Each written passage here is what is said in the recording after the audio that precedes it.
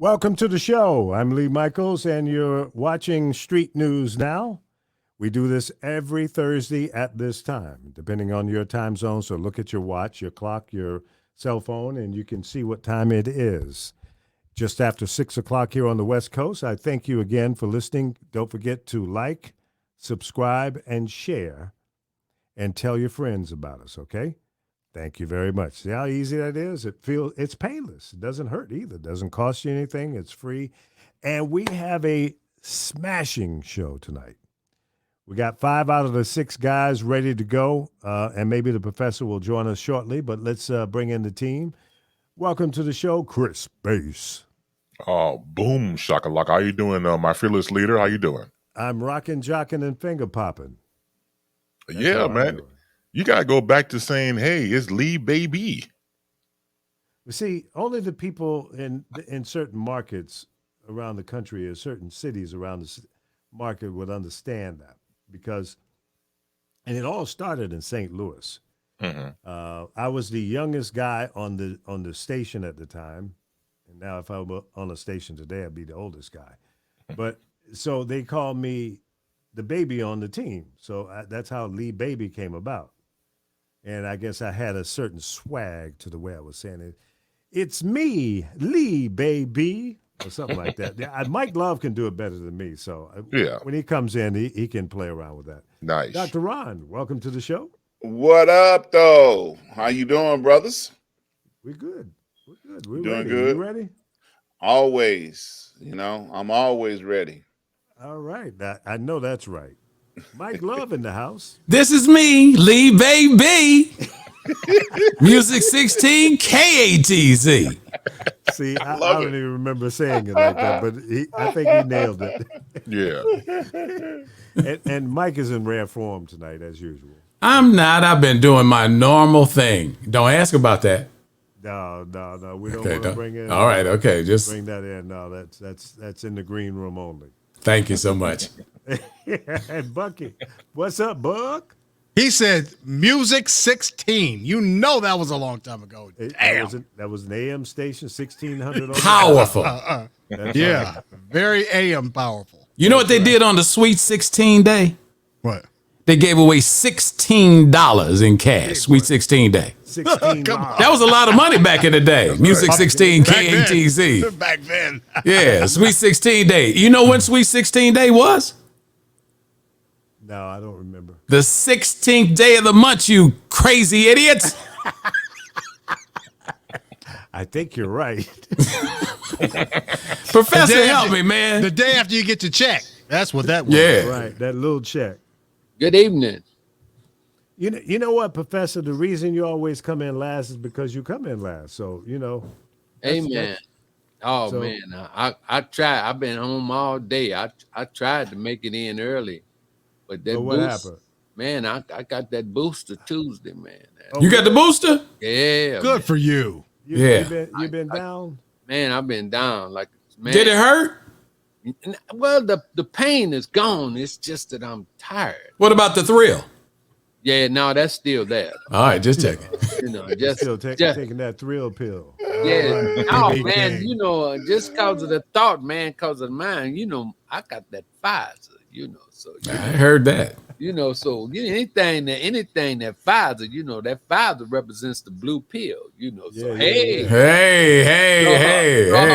So I'm gonna go along with that, although I did you get that? Did you get that pun? He gonna go long with that. Yeah, you got that. Did you get that? I didn't want you to miss it. He gonna go long with that. I'm still trying to figure out what that blue pill is. Live long enough, you'll get it. See, there you go again. If you wait long enough. See, they keep trying to tell you how you missing it. They keep throwing stuff out there for you to pick it up. Bucky was in the slow class, so you gotta give him, No, I was in a class like 20 years behind y'all. That's what it was. Well, that's exactly what it is. Yeah. Well, let me call the police and have you arrested for drinking on the air. How about that? Remember that youngster? Used to be illegal, but you know what it was? You know what I found out later on? Is that it was illegal for you to actually run the board and be in charge of the transmitter while you're out in the air to be drinking. But you could be in the studio getting hammered all the time. You know, it was illegal for you to be on the air without a third-class license back when I hanging first started, in the studio. Yeah. Right. That's right. Yeah. Oh wow. So much for that. Yeah. Now it's illegal right. for you to actually be in the studio. Now you got to do Yeah. everything voice tracked. From home. It's illegal for you to be live. That's it. Illegal for you to be entertaining on the air. Goodness. No, it is. It is really illegal. It's a damn shame, but that's what it's come down to. Lee, what are you looking at? I have two monitors. One is up high, and it really shouldn't be. Apparently. And I'm trying to do something on that screen, and it's not working for me. Okay. Public. I'm trying to share something to Facebook here. It's like you see a ghost up in this. Are you getting the same thing? Because I tried to share, and then you get like this one with the green and the SNN, Yeah, but yes. and it's not showing the video. No, but I think it will because you're sharing that particular video. Well, you're getting ready to get a phone call from my attorney because, you know, in my contract, it says that when the show starts that, and I put Ron in there too. I had never told him, but we're supposed to be compensated for all the time that we're here. Okay, that's I cool. totally agree. Yeah. So just the mere fact that you instructed us to put it on our Facebook pages and it's not Exactly. showing, Exactly. you're in violation. Well, let's That's see. right. I'm checking Some- to see if it is in fact. Talking slow is not going to make this problem go away. Your $20 will be in the mail. Yeah. That's all right. I want mine in quarters. And look, royalties are royalties. It makes no difference how That's small right. they are. Yeah. See, It'll add up. So by the That's time you're right. dead, it'll amount to something you could actually buy, Right. Yeah. Hey, bro. There you go. which is Death- coming pretty death- soon for look, all y'all. And I'm gonna speak for Mike on this one. Death is not an option. It's not. See, I know, Buck, you don't understand. That's talking over your head again. Yeah, I don't know what death is. Okay, Yeah. there you I've go. never thought about that. There you go. But he can way tell in the you future. he can tell you the Way- ingredients in the M&Ms. Right. Oh, there I be. There I be. Yeah. Did you knock yourself out? No, I don't know what happened. I don't know. I mean, anything can go wrong now because These computers. man. Well, you know, like I got to be honest with you. Let me tell you what happened. So they had been discussing in the green room before you came on that they were going to change your name to Ballroom Reggie. yeah, all And right. so Lee had taken you off to change your name and take the professor off, but we weren't able to get the Chiron Man, thing to put the oh, stuff boy, on there. There you go. But look, and then too, like coming up on these Thursdays, man, I gotta, on the week, depending on when I have to do the board at church, we got the Yamaha PM7, Shut up. Yeah, I mean PM10. We got Big time. we got the PM10, and I mean, if this was an old analog board, I could, but I want to be right. So Thursdays is gonna be choir rehearsals, and then I'll be coming in like at 9. No. Wow. You know what you do, Professor. And that's is- fine, by the way. No, you tell the choir to sing louder. They don't need no PA system. Oh, amen. No, I'm sing loud. I'm doing the TV sound. So Oh, TV. Okay. yeah, I'm doing All the right. TV and the stream Oh. sound. Now you can tell that the spirit is in the air because you worked your way up to an FU, but he I couldn't totally say it. avoided it. I couldn't say it. Yeah, he couldn't say it because he was talking about his church home. Yeah. Because you was gonna get a FU, but he totally avoided. And you know what? I'm so proud of you, Professor. Thank you. I'm Let's touched. give it up for the professor. Yeah, I'm touched by Watch that. it. He's his afraid of mouth. that lightning bolt coming down and hitting him Yeah, on the top of his head. You know since it. You're talking about church, Professor. Tell them what mega church you're at and all of that so that we can get a shameless plug in for the church. Oh, Right. well, For both of the people that are watching, it's important. well, amen. I go to the Apostolic Church of God. My pastor is Dr. Byron T. Brazier. Which is Amen. the son of Dr. Brazier. Yeah, son of Arthur M. Brazier, whom when I went to the church, when I had my epiphany to be, with God, as soon as I became a member of the church, the chief engineer came to me and said, "Your reputation precedes you." and he walked me directly to the television studio And put you right to work, huh? and said, "This is where you're gonna be." Nice. He said, Nice for free. he said this. It- He said, "This is that where." was a sucker hookup. Yeah, but that landed me as an audio instructor at Howard University. Wow. So Okay. you've been doing this for a while. Yeah, this is nothing joke, and you can't go wrong learning under Danny Leake. He was a professor at Howard or at the church? No, he was one of the renowned producer mixer guys in Chicago. I mean, he was Stevie Wonder's monitor mix engineer for. Now that's a lot of credibility. So right that there. was when Howard first opened up, huh? No, How long And ago was that? he was also Danny. I ignored that. So when Danny, you also- working on the FU? It's coming. I mean, it's not. No, it's not. I'm watching my watch. Ron, would you keep up with this? Yeah, We're 5 minutes away from an FU. Look. Danny- Reggie got it under control. He talking about the church right now. He'll catch him in the green room later. Danny, Okay. Danny also was the recording engineer for Janet Jackson, Willie Nelson, Wow. Sting. You could go down the list. He was one of the few Black African American engineers that were ever hired by Europeans. Wow. Yeah. Incredible. There's two engineers that mostly the European or the Caucasians they referred to. They referred to him, and they also referred to Dr. Dre.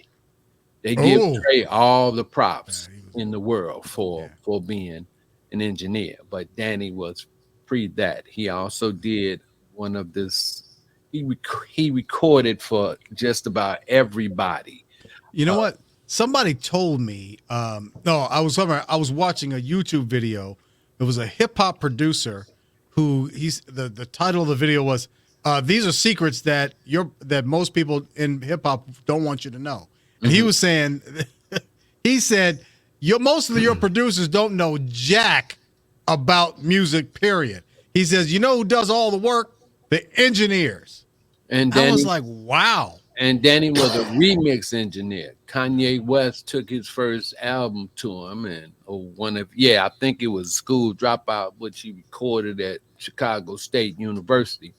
And it was only 3 tracks, 3 or 4 tracks. And Danny looked at it and said, "What you want me to do with it?" Kanye said, "I don't With care." this little bit of mess. Yeah, and then Kanye said, "I don't care, just fix it." You know what? Make And it- as make crazy it- as Kanye is, or appears to be, because I think it's an act. No. There's just no denying that he is just a musical genius for real. I- Whether I you see, like him you know, or hate him. I don't. He's not in that bucket for me.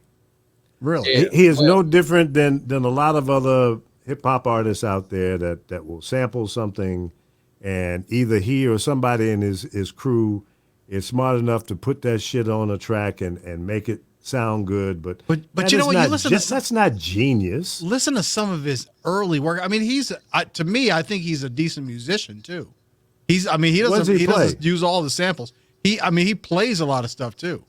Off of a sampler, a keyboard. Off He a plays the keyboard. Kardashian. Right. He got Yeah. He played rides there. that. But that doesn't make I ain't you, mad at that it. doesn't make you a genius. I mean, Okay?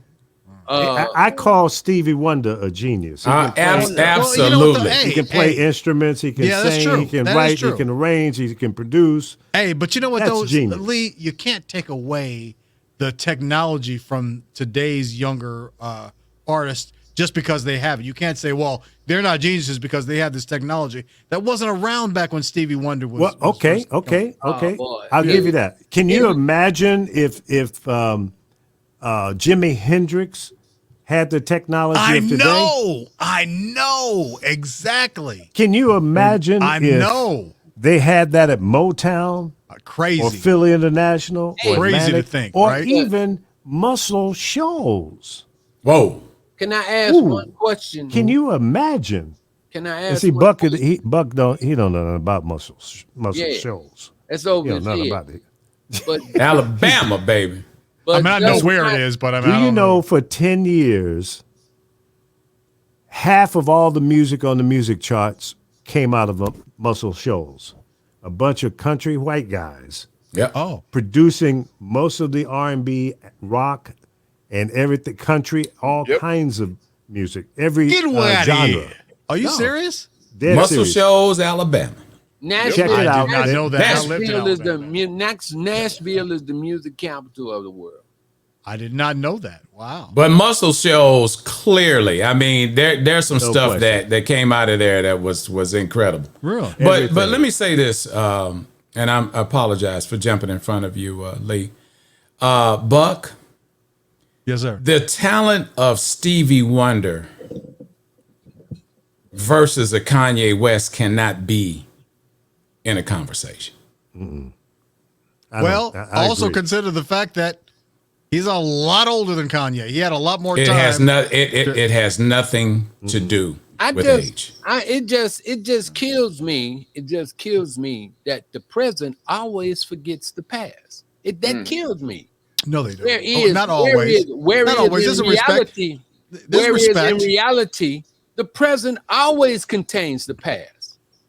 I mean, I can't, had it look, not been for Stevie, there would be no innovation through Kanye. Stevie was the but first ask- one to use the Moog and all that technology that was coming That's during right. this time. Right, but just ask some of the young artists. They have respect for the old guys. They don't say, Li- "Oh, li- hey, Stevie Wonder ain't shit." Listen, They don't say that. Now you know I'm gonna get into a conspiracy theory on that. The reason why they're making so many young artists because it's easier to make money off of them right now. And it's easier right. for them to make music too, and that's why Yep. there's so much music coming out. Yeah, know- production cost is a lot less now. A whole lot less. I mean, like Yeah. minuscule. comparatively. And then you got cats like Master P, doing his guerrilla marketing. And once he made big money, they sucked him up. And so that gives everybody the pipe dream to think that they can do that. He made so much money. Wow. But let's not skip over something that you just said. Hold on, Chris. Sure, go ahead. You cannot use sampling as a talent. And most of the music over the last 30 years, outside of some pretty renowned artists that have come past us, have sampled the majority of the music that they've made. Well, yes and no, because for a while, a lot of the original artists fought back against sampling. So a lot of the musicians would just replay it's not being Would replay talented. it. Huh? It's not talented to sample. Dude, are you kidding? How do you think most musicians got to be good? They would try to play licks of some of their favorite artists. They'd learn the licks and incorporate that into their style. That's how you learn. But that's talent. They learn how to do it on that instrument. Exactly. Buck. Exactly. Right. Hey, Buck. Hey, Buck. Let me ask you a question. Buck. Let me ask you a question right now, and then as a matter of fact, I'm gonna ask everybody. Okay. Okay, this same question. I want everybody to name right here a bass guitarist that they know of, that they've heard play before. Name Jocko. one bass guitarist. Jocko Pastorius. Who is Jocko? You know I play bass, right? Right. But One who of the is Jocko? greatest bass players ever. Okay. All right. So if you said that to me, I would say James Jamerson. Or Bootsy Collins was another. I was gonna say I would Bootsy. Rick James is another great bass player. Yeah. But I would say James Jamerson, Motown's bass player. I would say that. See, Badass. we He was have badass. a tendency to push legacy up under the rug. That's why we can't never go nowhere. Cause we steady pushing legacy up under the road for the new. And we always get used by the new. And we don't learn from the mistakes that we've made. Are I you would familiar with say- the Funk Brothers? Yeah. Buck? Yep. No. No. Okay. Okay. And What then about Who are the Funk Nathaniel Bates? Say it again. Nathaniel Bates. what about you- Verdine White? Oh, Right. He used to no, make- you didn't go with Verdine White. And the Yeah. person who taught Verdine White was Louis Satterfield. Now that kind of stuff, information that unless you're a musician, you don't have that with the music today. Now, which one of the brothers Johnson played the bass? Lewis. Was it Lewis? Lewis. Okay. Yep. Now, one of them and passed they away. think- Was it Lewis or George? I think Lewis passed. Lewis. I think it was Lewis. Yeah, Lewis. people used to but- confuse me for one of the brothers Johnson when I had hair. Yeah. And they had would hair say How that. long ago was that? Shit. 40 years ago. Okay, well, I was gonna say it was 50 years ago, but that's okay. Yeah. You I know, said you- when I had But hair. Nathaniel Bass was Stevie Wonder's bass player. For so That's long. good. That's good, Buck. You snuck that in there, didn't you? Yeah. What? and the Whispers bass player is still playing with them. I can't remember his name, but he's still playing with them. And Nobody then even trips off a bass anymore. I mean, because a lot of it's That all was the shit for me, keyboards. man. A lot of it's all keyboards nowadays. Like whoever Yeah. even thinks about bass. Yeah. Okay, but like I said, with me, it's just like it's just like us being jocks, right? Or us being in radio. Each one of us can name at least 2, 3, or 4 personalities that we knew of when we was coming up. Right. That is not existent in the present generation because of technology, Buck. That's true. How can you hold on? Buck. How can you even make that statement? Do you know every single musician coming up now? Now, Hell There no, aren't you any. don't. I didn't You say can't make that nothing about blanket statement. Come musicians. on. I'm talking Come on, about. that's I'm bullshit. talking about, Buck. No, I'm talking about but radio there aren't any personalities. that you can talk about today because there's no real musicians playing anymore. That's what They're starving. That's what I'm talking about. And Buck, and the same thing with us radio personalities. No Reggie Miles. real musicians. Like, where do you get other that than from? other than live on stage? If you are in Earth, Wind, and Fire, you have musicians on stage. Chicago Okay? But musicians a lo- on stage. Exactly. If you are a hip hop artist, you might have a DJ up on a stand, but very rarely do you see anybody even playing a guitar. 2 turntables and a mic. 2 turntables and Okay. a mic. Now, Yeah, hey, yeah, now, 2 hey, and a mic and I'll some give lights. I'll give it to you that hip hop performances have a lot to be desired. Like almost no effort into their stage presence. That's right. But Unless every it- once in a while, you'll see one come along. Like there was a concert when I was at PGC in Washington. They had we had this big concert every year, and headlining that year, I think it was around 2001. It was Jay-Z was the headliner, and Luda was like he came up just before the headliner, and they put on a real show, and they were really. I was impressed, really impressed. And they Now, didn't I've have got- a live band and all that, but they had a good stage show. Yeah, well, But, they man, have to. They most have of to them- do something visually, or Yeah, but most of videos them- or smoke, fire, and whatever. Right. I've got another. We have Hammer another time. radio guy on the telephone line, and let's bring him into the discussion. What's up, Paulo? Y'all gonna talk? You gotta go to Rubber Hand Man Bill Sharp. The Rubber Hand Man Bill Sharp. Who don't know him? I Y'all don't know the name. off the top I of don't my know who head. that is, Apollo. Damn, y'all talking about bass players? The Rubber Hand Man. Y'all don't know who the hell that is. That sounds No. like something out of pornography. I mean, I'm just saying, but you could be right. No, that, Like somebody with a condom on his left and- hand. Right. No. exactly. Jay, when we hang up this phone, I bet Professor Griff know who he is. Down there, or Dr.Ron Jeremy up there probably know who he is. And Lee, and hey, you can't put Sammy next to Mike Love because I keep hearing black and yellow, black and yellow, black and yellow in my head. Who's Sammy? Who's And Sammy? Chris Bass Chris Bass, you got him in the right place. He's the human subwoofer. You got to center him right up there. But when I turned on YouTube, it looked like the Compton Squares, like the Hollywood Squares from back in the day. You remember? I'm like, this the Section 8 Squares. And so Apollo. y'all open the show with this. Apollo. He was telling y'all why they call him Lee Baby. He trying to perpetrate I was the baby. Lee is hung like a 2-year-old. Oh! How do you know that? Apollo, How take do a you breath. know that? Take a breath. That's called show prep, baby. I knocked y'all all out in 30 seconds or less. All right. That was a Clear Channel, baby. Good night. I love all Paulo! in the middle. He When named y'all put me all in the the middle, porn stars. put a little cream. Hey, let's put a little cream in this coffee. What Put a little cream on this cup. you got to get your camera right and all that. Stop being lazy. Steve Eggwood wouldn't let me go to the African World Festival and broadcast live, but the Black Expo, he said, Apollo, it's the Black Expo, motherfucker. And shut up. Oh my God. They don't need to know you. They don't need to know you went to Michael Jackson's dermatologist. Just run the board. Oh my God. Oh, that's too funny. So it worked for me. Hey, I'm gonna say this. I'm gonna go. I love y'all, but hey, Google the rubber hand man, Bill Sharp, and watch that. Bill You Sharp. see, it looks like he ain't got no bones in his hand. That fool can slap that bass like Chris Birds. And what I was gonna say, Larry One more thing I Graham was created gonna say. that style, didn't he? That's Well, he right. run out of breath, didn't he? Yeah, I Larry did. Graham I'm getting created old, that. man. that Larry style. Graham, that's another great bass. Oh, yes. Oh my yes, God. yes, Yes. yes. Yes. He created that thunder thumbs. Yep, that That's thunder right. thumbs. That's what they used to call it, thunder thumbs. Yep. Yeah, that's true. Sammy, quit drinking them dark craft beers on the air. I see you drinking. And back Who's Sammy? Look like you taking a, Sammy, look like you taking Who's a damn, Sammy? look like Sammy. I'm sorry. I just blew your anonymity. The guy, Buck Wild. Back up. It looked like you're taking a passport picture. Back up. Back up, Sammy. You're taking a passport picture. Who's trying Sammy?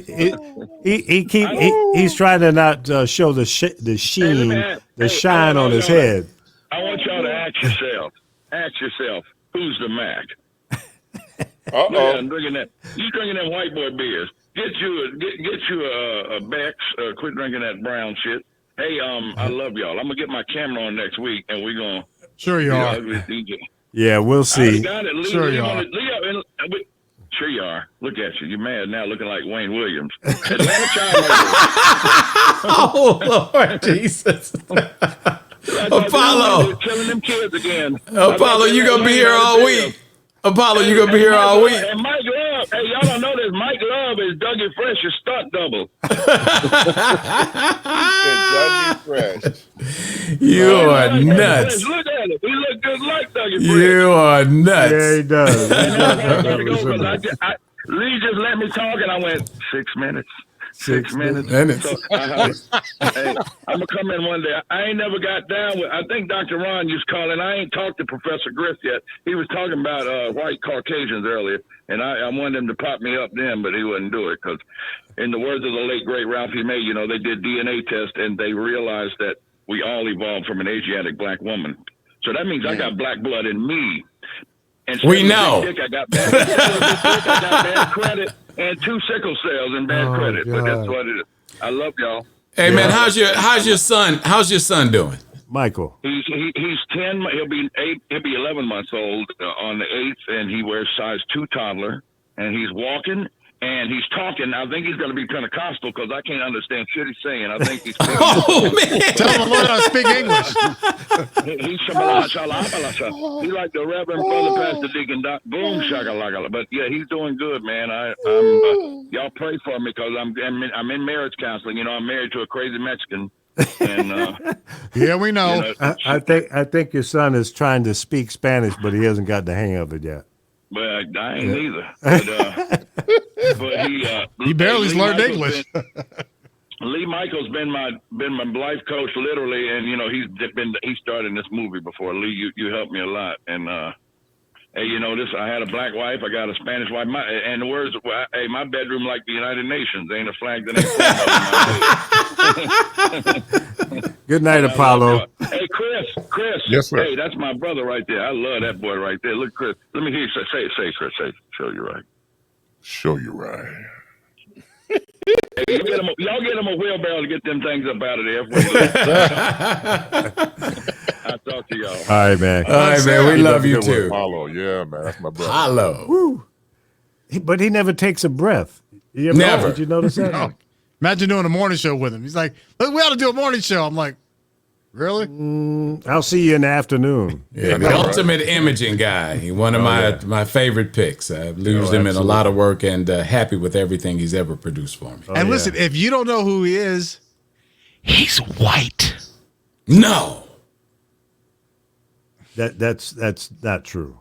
Only on the outside. Yeah, right. I used to do this talk show, and I had him on. He was representing white people one time. And it's like, I had to explain to everybody ahead of time, okay, this guy, I know he sounds black, but he was actually technically born a white boy. Yeah. Yeah. So, it's got to let you know. But he actually doesn't sound black. he's just very convincing as a white person.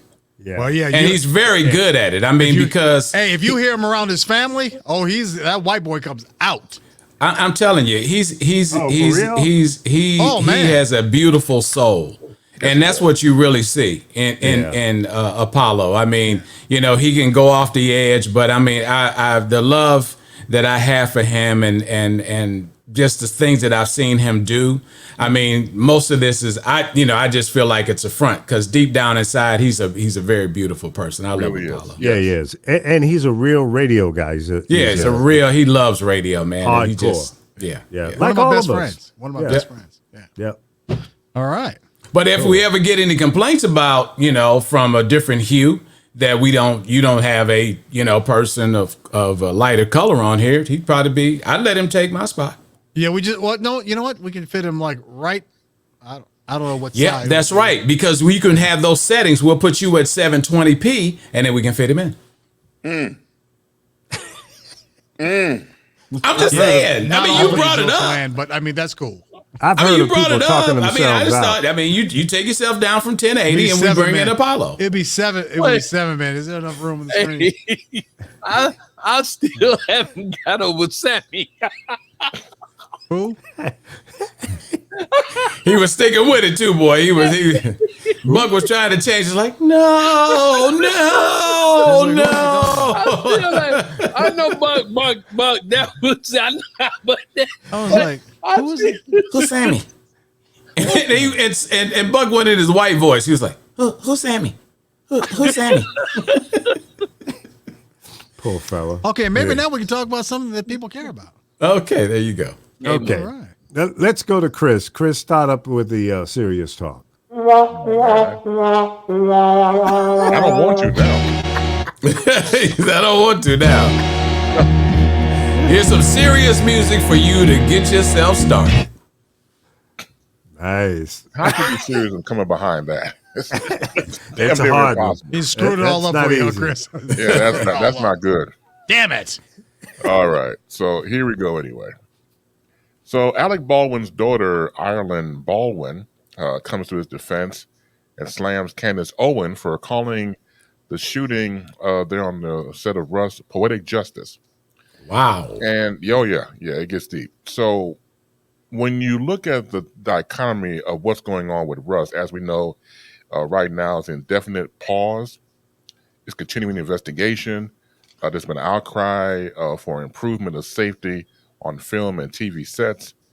And we also learned that multiple misfires were happening on the set prior to the death of cinematographer Helena Hutchins and the injury of writer-director Joe Keegan. who did What the that? hell was that? That wasn't me. Okay.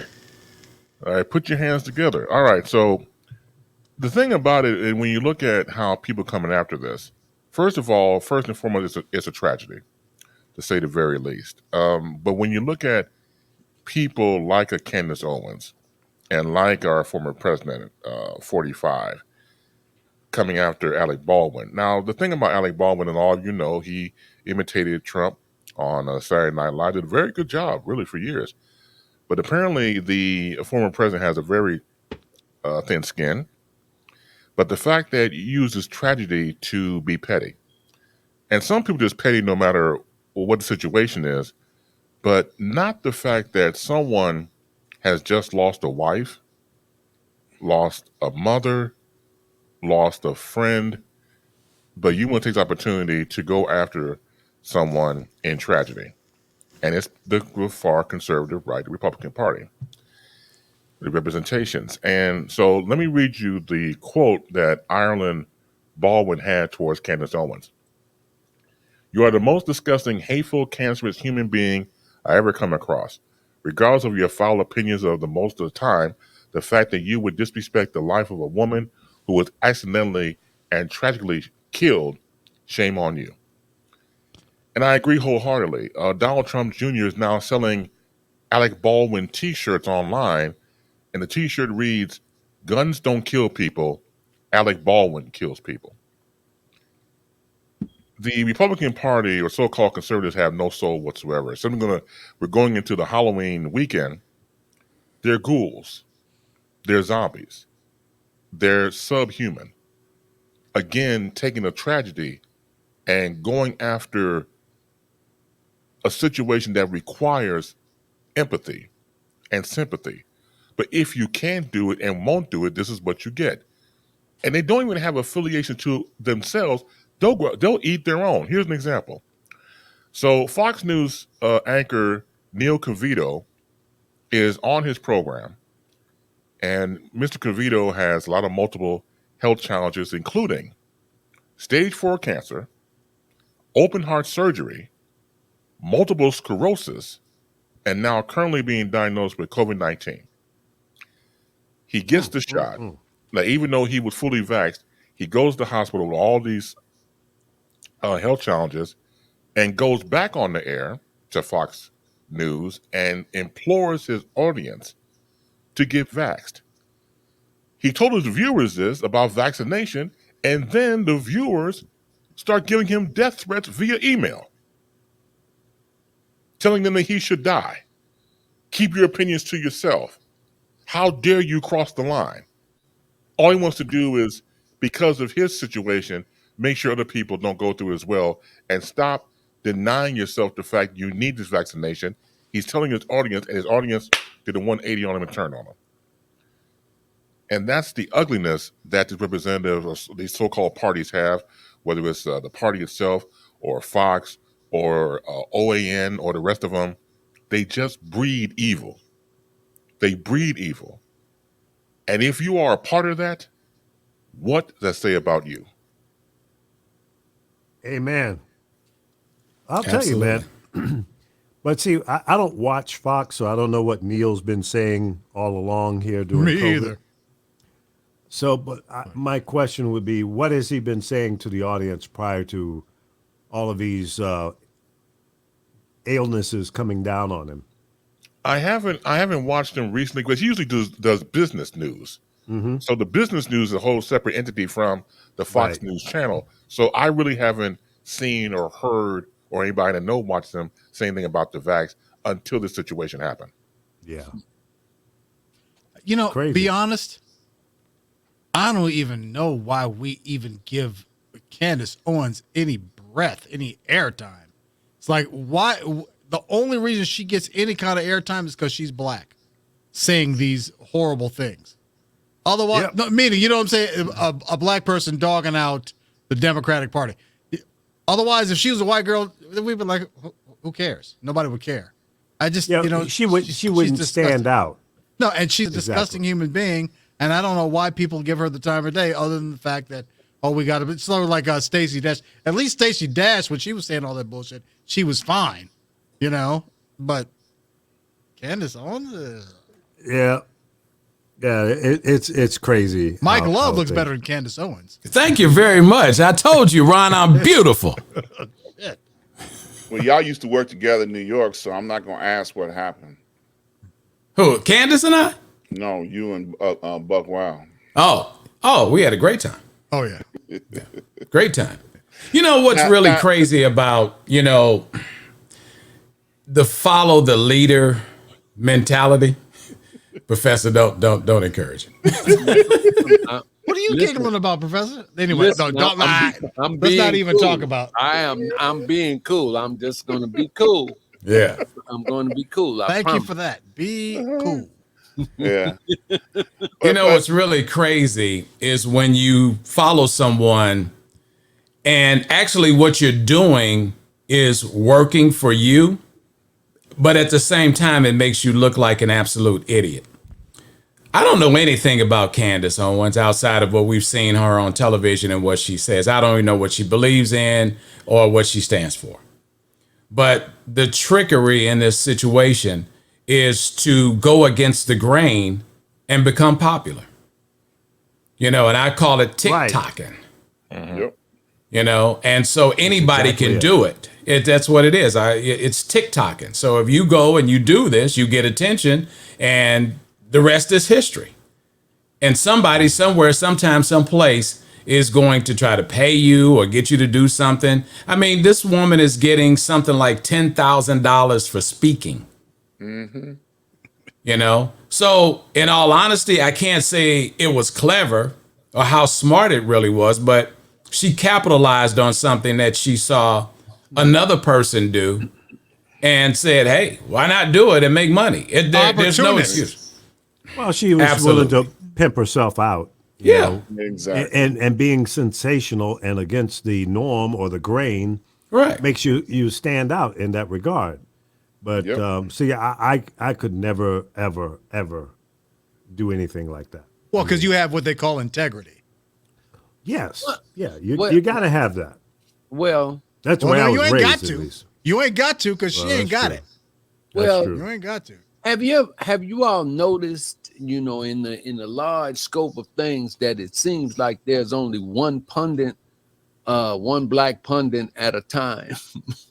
Well, Yeah, well, there's not a lot of room, find. Come on now, Professor. I mean, the space is kind of tight. mean, they don't but- give you a lot of room to work. It ain't a lot of elbow room. But have you ever noticed that when one falls down, they replace them with a new one? Yeah, And it's another only one pops that up. It's only that one Negro gets that spot at that Yeah. time. Just you like know? just like in the Churban stations back in the day. Remember the white stations that play all black music? They have all white boys all day long, except for one. They got one Negro, be one in the morning show or one in late at night, and that's it. The rest of them all white, but they do have that one. Gotta have a Yeah. token. Part of the Everyone. FCC rules. And would you all believe that? Would you all believe that some of us are fighting for that one spot? Yeah, a lot of Because it they were great pays. stations. It's a paying job. And they were great stations. It goes back to Professor's favorite person on Fox News, Leo Terrell. Yes, yes. So Leo Terrell will have his spot on Fox News. Okay, it's 45 minutes to Terrell. Then you see him on 45 minutes later during the top of the hour. Around the top of the hour, he's about to do his thing and go to the next hour. So you look at your schedule. Okay, Leo Terrell, he's run out. Who's next? And they pass the black token baton. To the next person. I can't stand him. Oh goodness. I Yeah. had to look up see who that was. I'm like, And Juan, I think Juan is put out of the Fox News house because I think Juan Williams. Yeah. I think Juan, they got mad at Juan because He tried to go independent. yeah. He tried to go independent. Like, no. Yeah, he knew that it was just going a little too far, and he couldn't continue to ride on that train. Yeah. Right. So he's trying to redeem himself a little. Yeah. Yeah, especially But wait a minute, isn't he running for what? Who's the guy that's running for governor? In Well, that's over. yeah, right. That was a Larry Elder. Larry Elder. Yeah. Larry Yeah. Elder. California. Yeah. the Yeah. judge. But Juan had something to do with eyes on the prize. Yes. He was part of that. has anybody followed Herschel Walker try to run for Senate You know what though, man? in Georgia? I think it's a ridiculous thing, and now Trump's going to go down there and stump for him. Yeah. And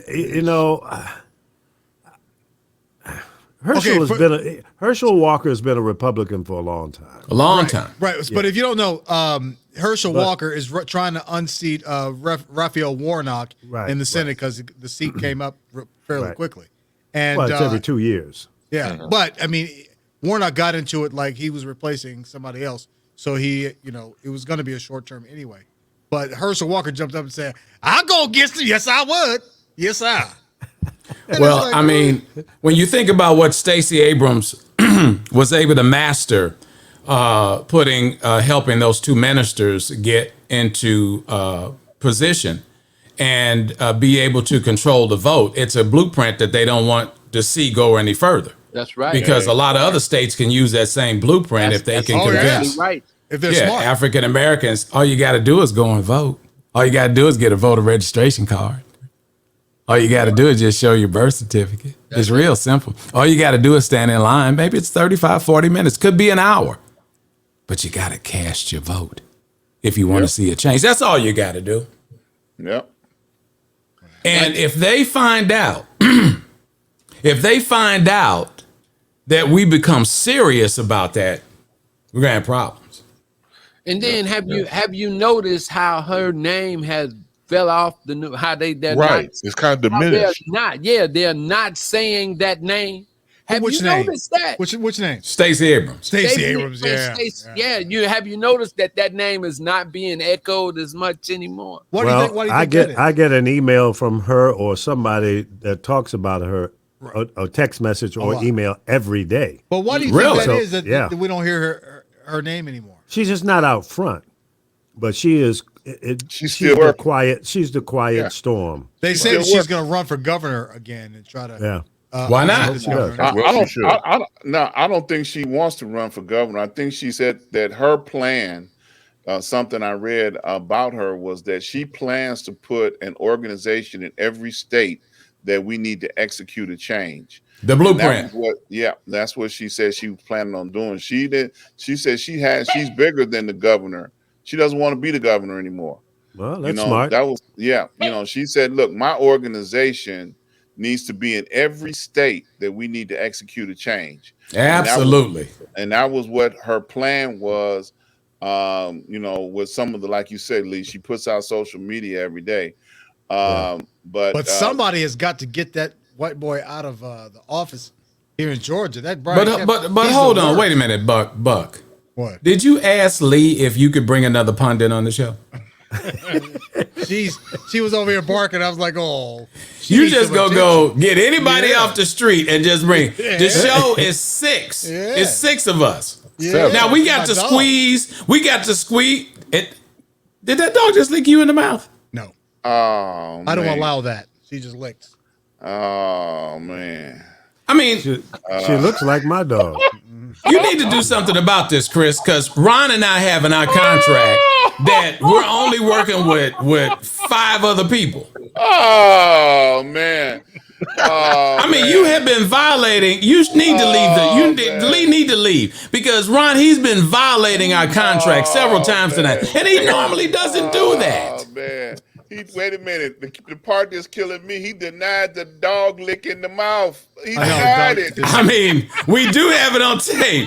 You lucky this ain't NBC or CBS or something, because we run that tape back, and it be in slow motion. It's like, No. No, she doesn't look me in the mouth. Oh man. It might have looked like that. Hey, but wait a minute. And it sure did. It might have. He denied it very quickly too. No, not me. Actually, we'll see in the slow cam that his tongue actually reciprocated. Now, you're disgusted, bro. You're disgusted. Now he trying to wash it off his breath with like that brown ale that Apollo was talking about. Oh, Right. You are disgusted. I know, but you know what? We need to, Lee. Look at that doggy. Oh. It's the same damn dog. What is that dog, like a prostitute or something? How did the dog? It just runs with anybody that pays him. I mean, what is that like? What is that like? Whore dog? What is that? That doggy's cute. Yeah, this is black magic, man. Yeah, I mean, she just get on anybody's lap that's got a heart on. What is that going on? I mean, like, look at that dog.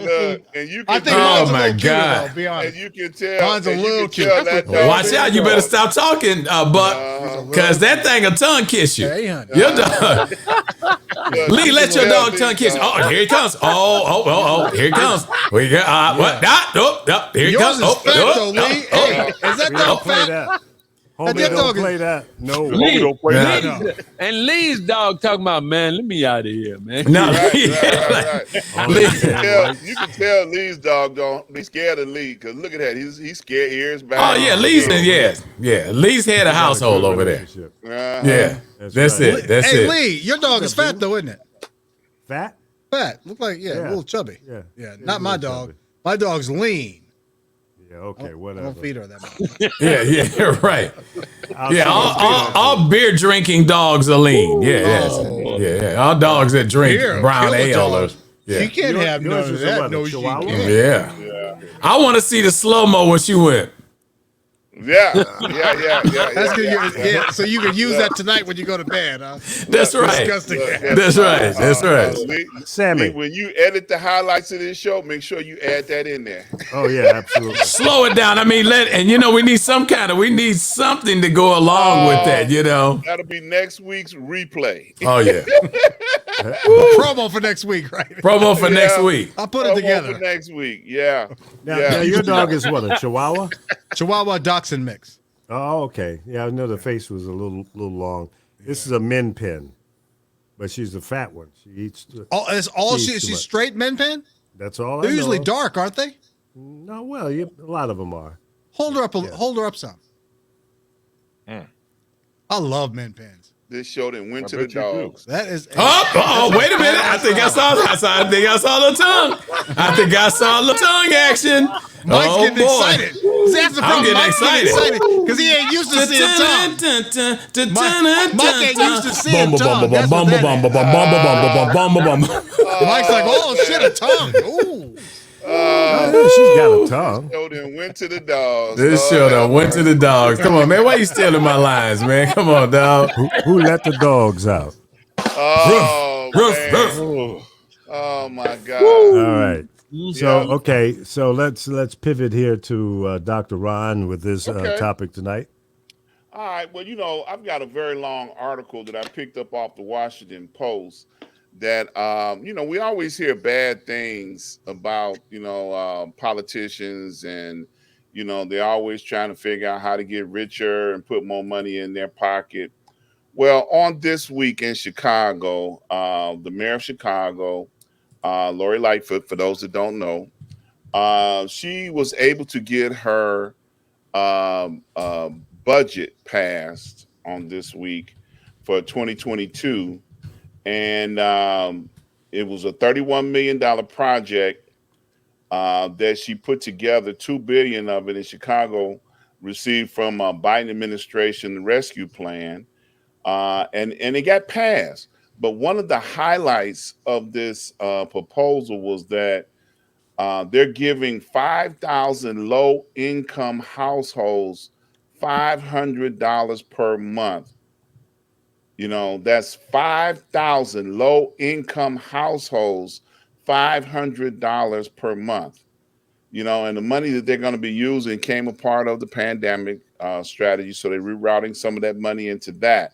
But she got the concept and the idea from several other states that were doing this.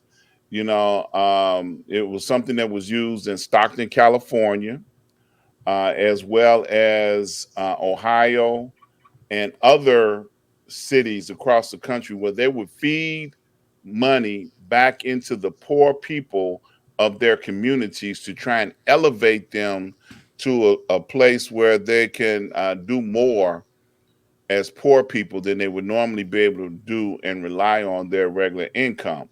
So I thought this was a very interesting concept. There was a study performed by the University of Maryland. The proposal, like the one in Chicago, fed the purpose of reducing the willingness of people to participate in the workforce.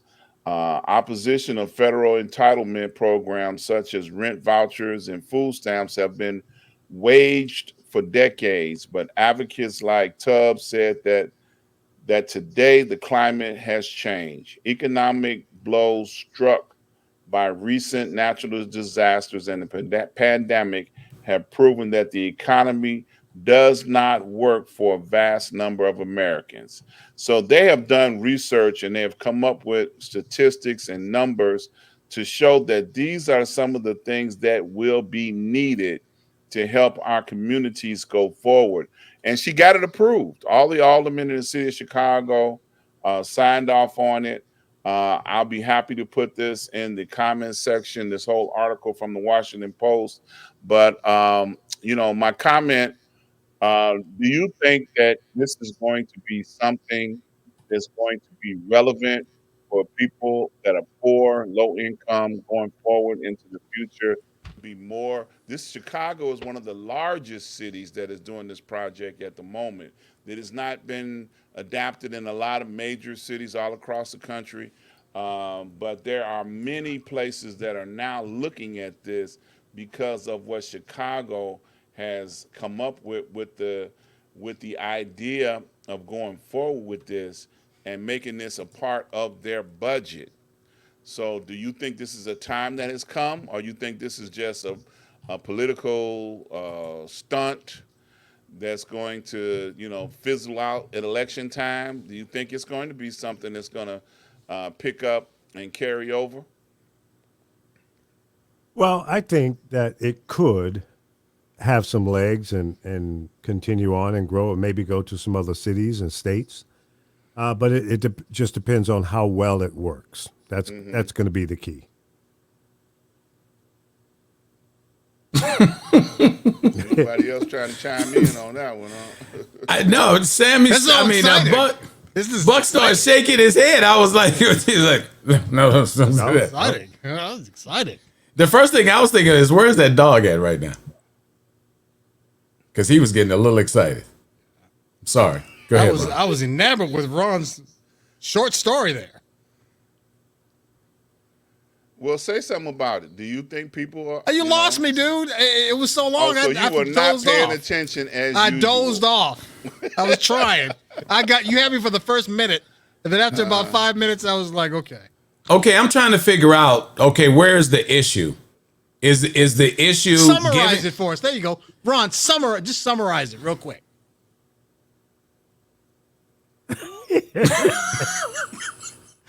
What? There's no help for you, Buck.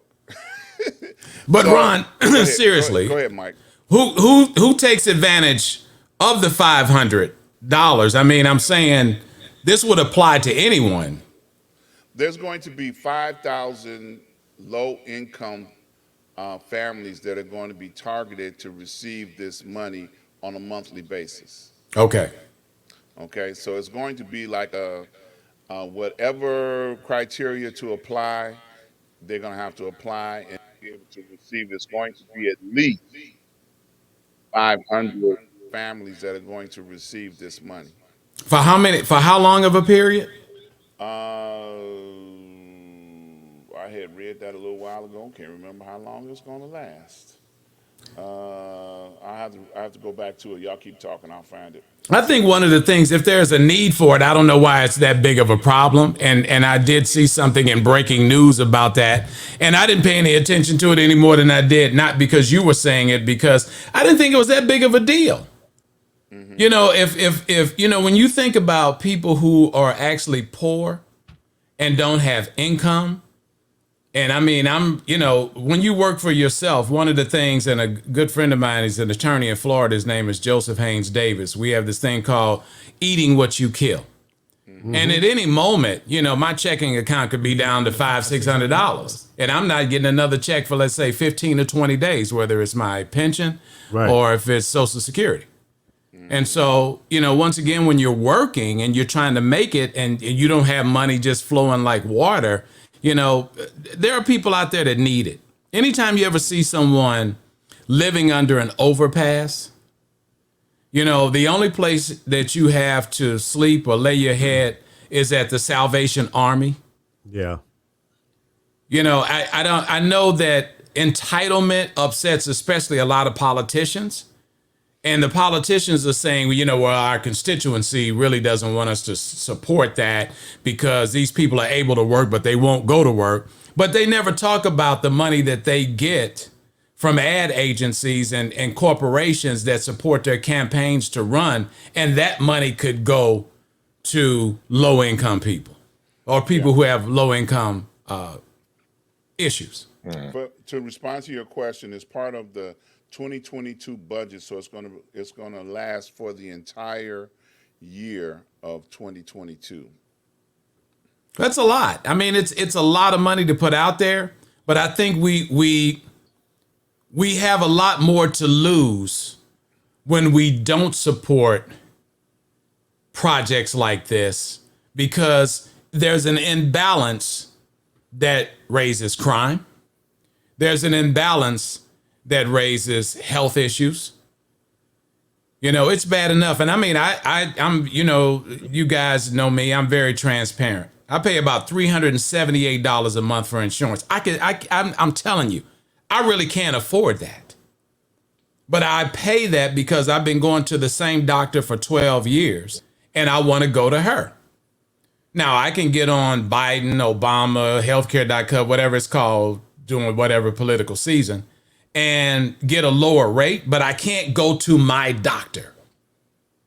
And this is like Cheers. I want to go to a place where everybody knows my name. That's right. If I call my doctor tomorrow, I can go see her tomorrow as long as she's in that office. She will make time to see me. So you can't put That's a a price good tag doctor. on that. You can't put a price tag on that, Chris. Yeah, that's a good doctor. Yes. That's a good doctor. That's why I'm paying $378. I can't afford to pay $378 a month. I'm not sick.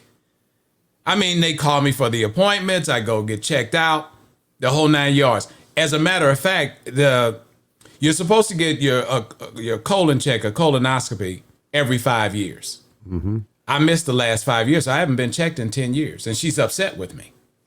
So with the insurance, I call and I find out I don't have coverage for that procedure. Oh, okay. So they told me to go find out what it was. To use the facility is $1,400. That's To nuts. Yeah. it sucks.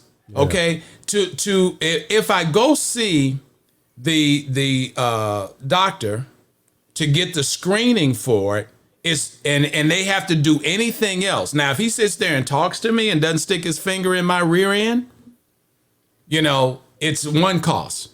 But if he touches me, it's $250. So I'm already at $1,700. By the time it's over and done with, I'm at a procedure that's going to be over $2,000. Did you? I mean- Did you check around? Because here in Atlanta, there's a lot of different places where you can go to do something. Man. Not a lot of them, but you can actually do. You can actually. So what am I checking for? I'm sorry. For a colonoscopy? Because the problem. It's with not hospitals- about but nobody's going. It's not going to be that big of a And you can difference. get your cheap colonoscopy No, hold on, right no, hold here. on. No, listen. I'm gonna go get a $500. Yeah, I'm gonna go to a place that's only $500. What's it gonna be? An auto repair If that place? doesn't float your boat, you can come down here to Michael Hold on, Robinson Mr. MD, Love. and We're we'll doing an give you oil your change. colonoscopy for $250. Yeah, exactly. Right. It's, right. You ain't no. sticking your finger in my ass for $250. I'm sorry.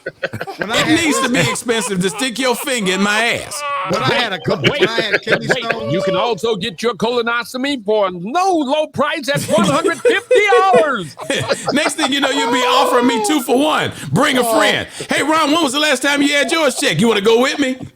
And if you do tell a friend, you can get $50 off the next colonoscopy. And they taking a $250 off mine, not off Ron's ass. Right.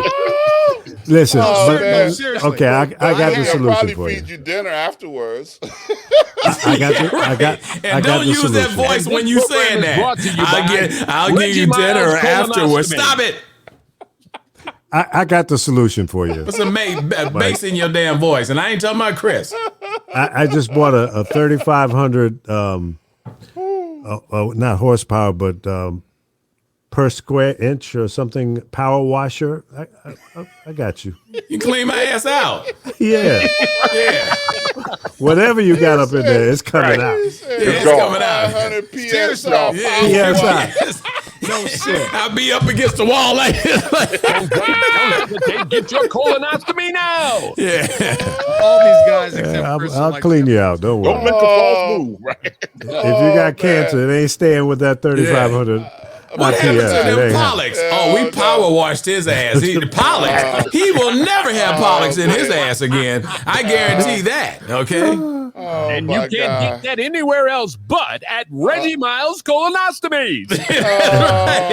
Where we'll blow your ass out for $250. Oh my God. Red Beans and Rice says she'll do it for free. Oh, baby, you know I'm coming over there and let you do it. You know, I'm going on Red Bean. If you got a name like Red Beans and Rice, God, definitely she can go up in there. Wait a minute, you said He's got Chris a really said, long fingernail.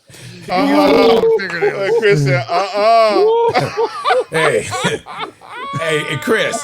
I'm like, hey, red beans and rice. I'm Don't do coming it. over there. Don't do it. Yeah. Oh man. You gonna have Wait to, a but I'm gonna minute. need you to use your baby finger. Look. And guess what, Red Beans? She'll and probably Rice? claim she's got a little finger. So Yeah. And Red Beans, he's gonna present a clean presentation too. And that's right, a claim. And then we already talked about this on the show. yeah, Clean presentation. yeah. I deliver a clean presentation. Okay. Now you can deal with this, or you can deal with that. He's been Brazilian waxed. That's what That's he's right. talking about. That's right. Tell all the secrets. That's right. Oh my God, Oh. that's Coming hilarious. to the stage. Where's this show going to 12 next? week tour. I don't know. Put your hands yeah. together for clean. Seriously, if you girls That's right, for a done giggling, clean. Yeah, you got to put emphasis on that with the finger. For a clean presentation. Yeah. Now, see, let me tell you something.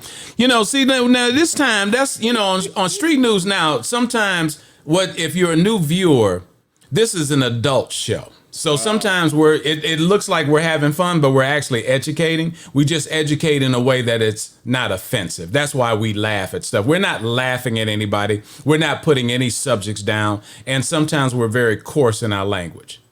And we apologize for that in advance. That's a good. great disclaimer. And But please share, like, and subscribe. But That's exactly it. seriously. Okay, if you girls are done giggling,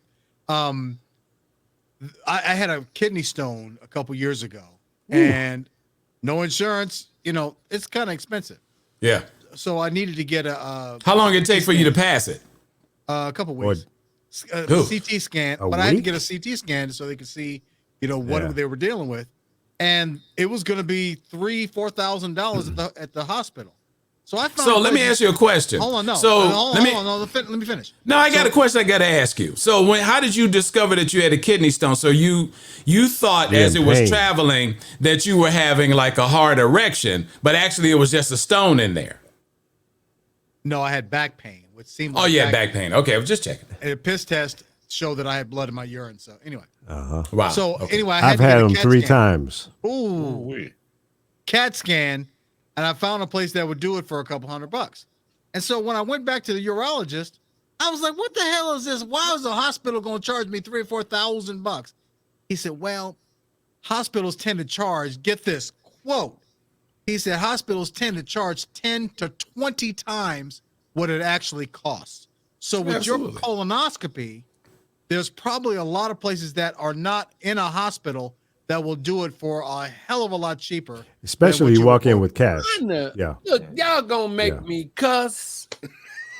Please Y'all do. It's are coming. going to make me Please do. cuss. Y'all gonna make me cuss. A, do. B, I mean, C, D, E, F. Why G. why in the world do I have to start going here and there and everywhere to find the cheapest place when I'm sick? That just messes my head up. Good point. Understood. My cousin who lives in Sweden pays $20 a year. Yeah, because And we don't he- want to be socialists. And he look, let's don't go there. Good point. And don't go there. But he is 88 years old. And they don't want to be socialists because socialists charge more taxes. They take 50% of your taxes. Don't go there. Don't go there. Because if I had a chance to pick and choose, I'm gonna take the one that's gonna keep me living longer. Let's go to Canada. Because for being without insurance, if I had to pick and choose, not just because Take your time, brother. Don't Take your cuss. time. I'll cuss. Oh, Gus. It's coming. just because, we get, some of us get so entrenched in propaganda that this blank is so great here. If that be the case, why in the blank are we still blanked up? You blanking right. Fucked up. Yeah, fucked up, man. Yeah, thank you, babe. Chris. You're welcome. Thank you, Baze. I needed Because a I couldn't say translator. it. I wanted to say it, but it would have been with such strength and vigor. I had to be You would have cool. scared the audience off. Because I know I'm talking to Sammy. So I'm gonna go. Who's this Sammy, you guys? Is he a ghost in the room or something? I don't understand. That's your dog. Oh, Yeah, that's a good one right there, Lee. That's genius my right dog there. is named Daisy. But listen now, listen. Sammy They Daisy? They were talking about now. Maybe y'all can explain this to me, but they was talking about this public option with this health care. Right. Now, is that socialist, or will that make sure that all of us get the equal amount of health care? It's called entitlement. Yeah, and then the cats that's talking about no health care, right? Or they don't want stuff to be as some of us describe as socialist. They got the greatest socialist medicine up there. That's what. Come on. You're right. They got The guys that are voting against it don't have to worry about it because they got the best health. They got it. Yeah. And my response to that is, I want what you have. That's exactly. Right. That's right. We elected you. That's right. Why is it that you can have something that we can't? We can't have. And then we got our own people saying, well, yeah, that's socialist. Come on, man. And you know what's funny, though? A lot of jobs now have reduced the employer's health care to where it's really crappy. Whereas one time 20 years ago, if you had a job, you probably had good health care. Now it's like they've cut it down so badly. It's like only or they make you pay for working for the post office. You had only right. That's why, or either you're a fireman. Yeah, and you had them one of them good government jobs. I didn't know that. No, they got good pay and a union. With civil service employee benefits and stuff like that, and they cut that out in 75. But see, one of the things that you got to realize, Buck, is that the medical industry has been making millions and millions of dollars off of its victims for a very long time. Absolutely. If you were working somewhere, you paid into what they call benefits, okay, co-pays. We're going to pay $1. The employer might pay $2 in order to have Blue Cross and Blue Shield. Yeah, I call them by name because at one point in time they were supposed to be the best thing, going in the insurance industry. But what they were counting on is that people never filed claims, never got sick, never used their program. So all the money that went into those policies, they kept. They used that money to keep growing bigger and bigger and bigger. But they're not, people, when they go apply for a job, well, what kind of benefits do I get? Okay. And they think that because they have a big company name associated with some of the benefits that they're winning. They're not winning. Most young people, younger than you, that are applying for jobs and are going out there trying to find benefits, they're not really winning. We find out the older we get, some of these benefits are really locked away that we have to go searching for because they're not out front. And the companies used to pay for the benefits. But my last job, it was like, oh, you have to go choose your benefits, and then you look at your net pay after that. I was like, well, what happened to my whole paycheck? It's because they didn't pay. The company wasn't paying nothing. You had to pay it completely. They go, well, you get a better deal if you get it through us. It's like, really? No, not necessarily true. And then don't file a claim. I promise you. You'll find out how poor your insurance really is. Yeah, I said that. Yeah, and it was Blue Cross. I'm like, I thought Blue Cross was supposed to be the bomb. I was excited. Blue Cross. And so many people have been and it was whack. have been brainwashed to believe I have Blue that. Cross. I have but a they're Blue not Cross. the best ones in the game no more. I don't know. But they have different policies too. Think about that, Lee. Yeah. You choose what coverage you want. And Right. the more HMO, coverage you PPO, got, JMO, LMO, SOO, and YOO, all that stuff. Why is it so complicated when I get sick? Because the people who are making decisions don't have the gold cross. Yeah. Man, I mean, they gonna get my money either kind of way, and then they gonna keep me sick. They're not gonna get me well. Exactly. Yeah. Mm-hmm. But then Exactly. it's competition amongst the pharmaceutical companies to make sure which one gets on board to keep you in that position and never to get healthy. Never to get You healthy. just said it, Chris. The pharmaceutical companies, they are really bilking. Now, here's the interesting thing. Say you don't have any insurance, because I don't have any insurance. And I go to get some medication from CVS. So I go to CVS. There's a cream that I get for my psoriasis, right? It's a 60-gram tube. I get it for like $40 from its online pharmacy. Out of curiosity, I called over to CVS just to ask how much it would be for CVS. $120. $800 for one tube. Dang. And I said to the girl on the phone, she's a young black girl. I'm like, you know how much I paid for in the online pharmacy? She said, how much? I said, $40. She said, well, this is how much it costs for us, sir. I was like, that is some bull. And you know what it is? It's because they're trying to bilk the insurance companies. Because the insurance companies are the ones that paying that kind of money. I mean, You need to be able to use that cream for different applications. Yeah.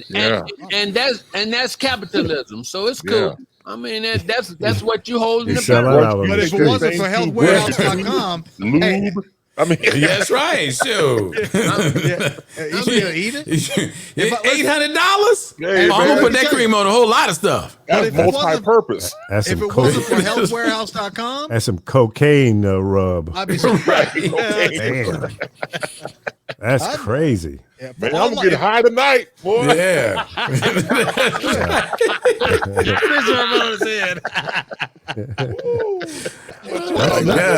The medical absolutely right, man. industry The has cost- been raping us for a long time, man. Yep. They really have. Nobody And they can don't do it in afford to other get countries. sick. By the way, other countries is not like that. Socialist countries, they don't do that. But Even Mexico. That was one of the reasons why why Obamacare targeted trying to affect the medical industry and make the price of medical care more balanced. Mm-hmm.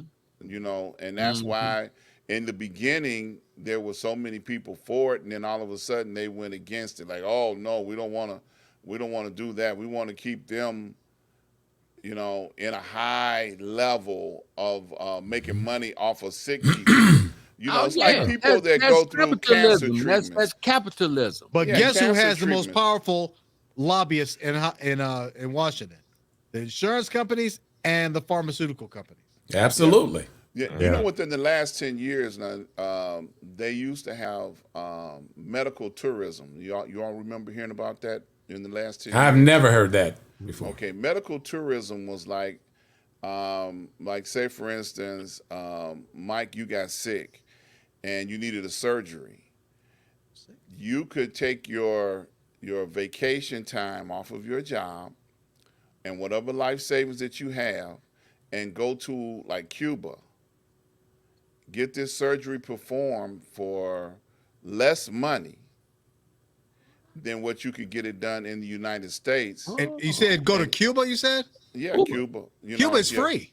Yeah, medical, but for us that come there from America, you still have to pay for certain procedures. Right. But it's still a when you lot go less there- than what you would pay. Yeah, here. it's less. Exactly, that's my point. And people they coined the phrase medical tours.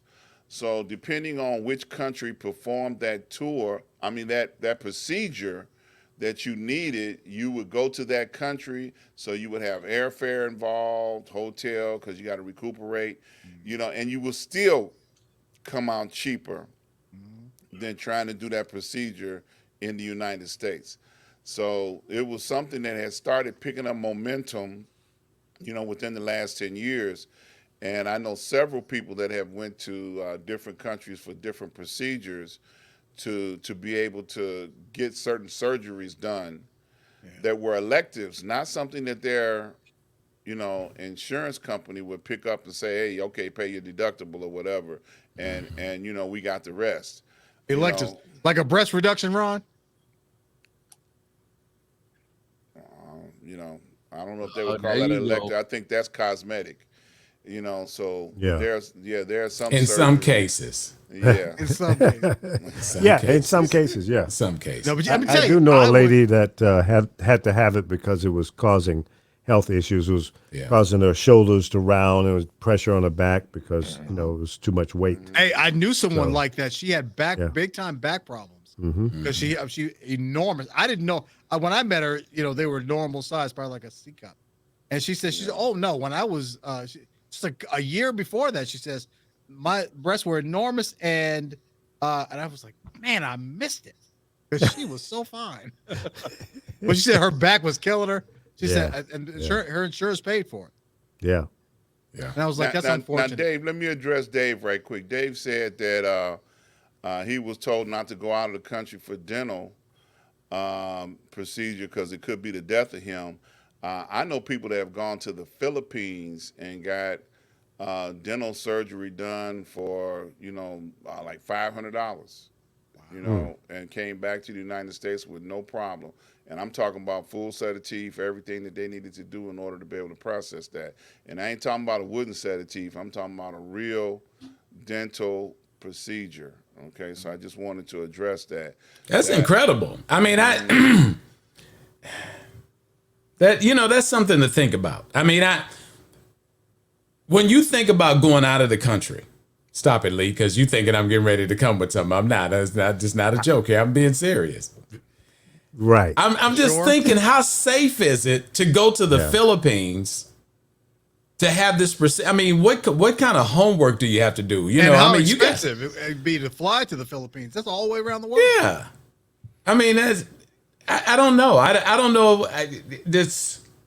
But you know, But I tell Well, you you're this right. They do come here to get certified. I mean, Yep. a lot of They- countries send people here. You're absolutely they correct. go over But there I'm with the telling same you, technology Yeah, and but I and don't know if knowledge. they're so. I mean, I got to see the diploma. Are they displaying all of that? I mean, how do I know Right. that it ain't fake? Well, Right. wait a But let me minute. tell you, Let me ask this if I had a question now. chance, if I could get a job in like Toronto, I'd be there in a minute and I'd move. And We all announce know my that. Citizenship.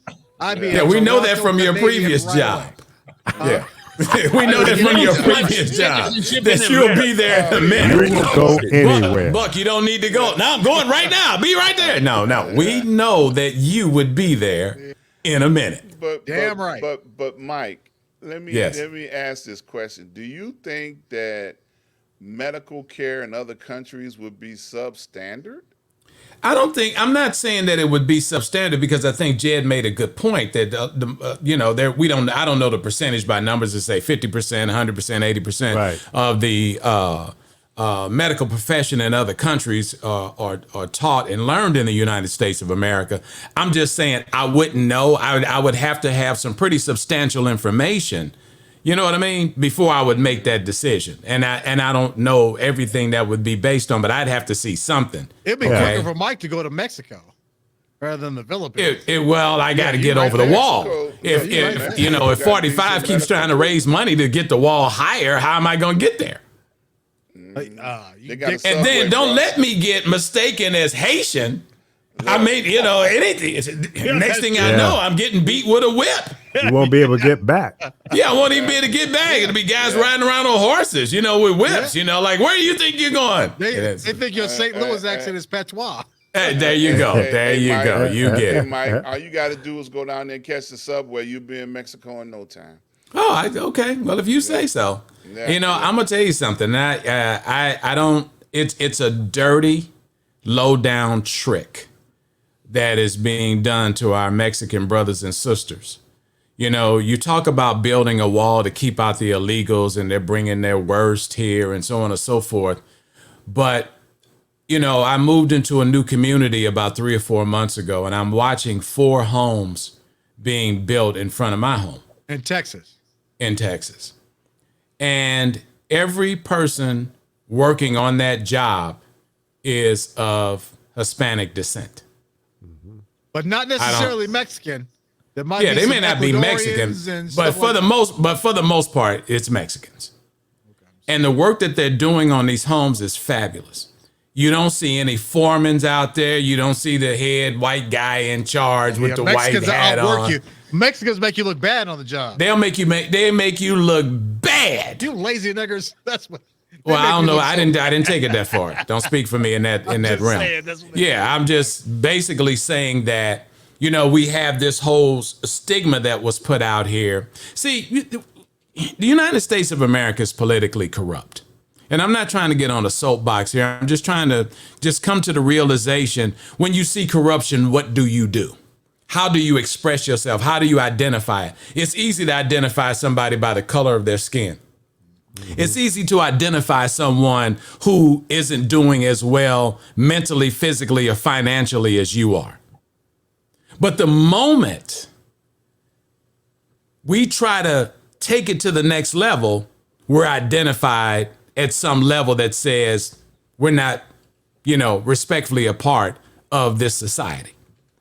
And, you know, I'm looking at this situation and I'm going, the contributions that Mexicans make, especially in the state of Texas, is tremendous. Mm-hmm. Tremendous. And I ain't just talking about building homes. You know, I had an apartment before I moved into the house. And so being a lazy butt, you know, I would get, you know, the apartment got maid service at a pretty good price. And once again, each time there were representatives from this company, Mexican. They've never stolen anything from me. They never disrespected me. Now, there what's was nothing. cool is to go to LA and you see Mexicans that are powerful in positions of real power. Yeah. From the mayor, police chief, blah, blah, blah. I mean, I'm saying the police chief right now, but I mean, really powerful and a lot of them with money. It's like, you know what? I'm not mad at them at all. Right. At all. And they're cool. And I'm glad you brought that up, because my whole point is, just to wrap, is they make this contribution, but you would rather have a conversation about building a wall to keep them out. Yeah, stupid. Instead of celebrating the fact that they've joined our society to make us a better place to live. Everybody in countries around the world want to come live here in the United States of America. That's right. See, they'll take the contributions, but not do right by the people who are contributing. Absolutely. And that's what gets lost in translation. We also got to consider, of course, who's in power, because whoever's in power divvies out the privileges. Mm-hmm. And so you have no say-so in it, because, again, everything that people come over from different countries made our country better. Mm-hmm. It should have made us, and some of us get it and some of us don't, enlightenment. It should be growth. It should be asking people who are different questions about who you are and where you come from, and vice versa. Especially considering this country was founded on just that principle. Well, exactly. But see, that gets lost in translation because somebody's giving you false information about history. You don't do your due diligence and try to find out what the true history is. You could be, again, led to something else, like the old CBS program, was it All in the Family? When you had Archie Bunker saying stupid shit like, a good American meal is a pizza. Right. And things that nature, because he didn't know, he was ignorant because of his surroundings, and he did. That was on the program. But when you look at someone who's ignorant, has a possibility to confirm or to change if they allow themselves to, because you're only good as your environment. Exactly. But if you fall into the trappings of this and that and not question authority and not question your surroundings and don't question anything, you're just a walking meat suit by that point, because you have no brain. Absolutely. Yeah, that's what happens. Absolutely. You're preaching right now, man. Yes, sir. Yeah. And like I said, I mean, not to bring the wall in to tease, but just, you know, once again, every time you hear that, because I'm so close to it. Right, you're right. And I'm looking at it, I'm going, okay, I probably see more Mexicans, or let me say, people in the state of Texas probably see more Mexicans than most other cities. You see what I'm saying? Yeah. And the thing, like I said, San Antonio, San Antonio, Austin, all of them. I mean, and it's like, why would you want to be on television, you know, with this whole thing about you got to build a wall, they bring it over there worse than this, that, and the other thing, and blah, blah, blah, blah, blah. You know, and this whole thing talking about the medical procedures and going and having these procedures done outside of the United States of America. That's a contribution that we should be proud of, that this country has lent its education system to people from countries around the world to take back to their countries to help them. Correct. And we don't take the pride that we need in that to respect them when they want to come live here, as they look at our country as the land of the home of the brave and the land of the free. Stephen King, great novelist when it comes to horror and thriller, wrote a book. It became a movie called Pet Sematary. So the premise was if your dog or cat or pet died, you put it on this ancient Native American ground, and the pet would come back to life and come to you back home. Mm-hmm. One of the things that stood out in one of the lines I read, and it was also in the movie, the ground is sour. That's America. Mm-hmm. The foundation is soured by people who came over here and destroyed something beautiful. And they give the underlying conditions that everything's great, everything's fantastic. By whose definition? Mm-hmm. Who is saying it? Where is that coming from? So again, go back to what I said about questioning. If you question what's around you and you question authority, it just might benefit you if you allow yourself to do it. But if you don't do it, anything can happen to you. But boy, they used to get me in trouble back in the day, right, Mike? Yes, sir. Questioning authority. On a regular. I was Mr. Rebel. What? I questioned everything. Everything, like he was 5 years old. I didn't know what the word no meant. No? What do you mean? Why? Why? His curiosity, though, was to be respected because at least he had sense enough to ask. Yes. You know, whether it was. I learned a lot. And that's what I'm saying. I know you did. That's why I said it, you know, because I mean, sometimes it would be portrayed as silliness or why is he doing that? Stop it. But sometimes everyone has a different way to approach situations where they're trying to figure out how to survive. And we were in a place, I mean, when you're in New York City, when you talk about jungle, that's a jungle.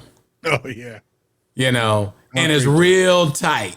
And you learn a lot being in New York fast. Yeah. And so, you know, I found myself asking a lot of questions because I didn't know anything about New York. Me either. You know, I grew up in St. Louis. I grew up in the Midwest. I know winter, spring, summer, fall, you know, just the normal things. I had never been there.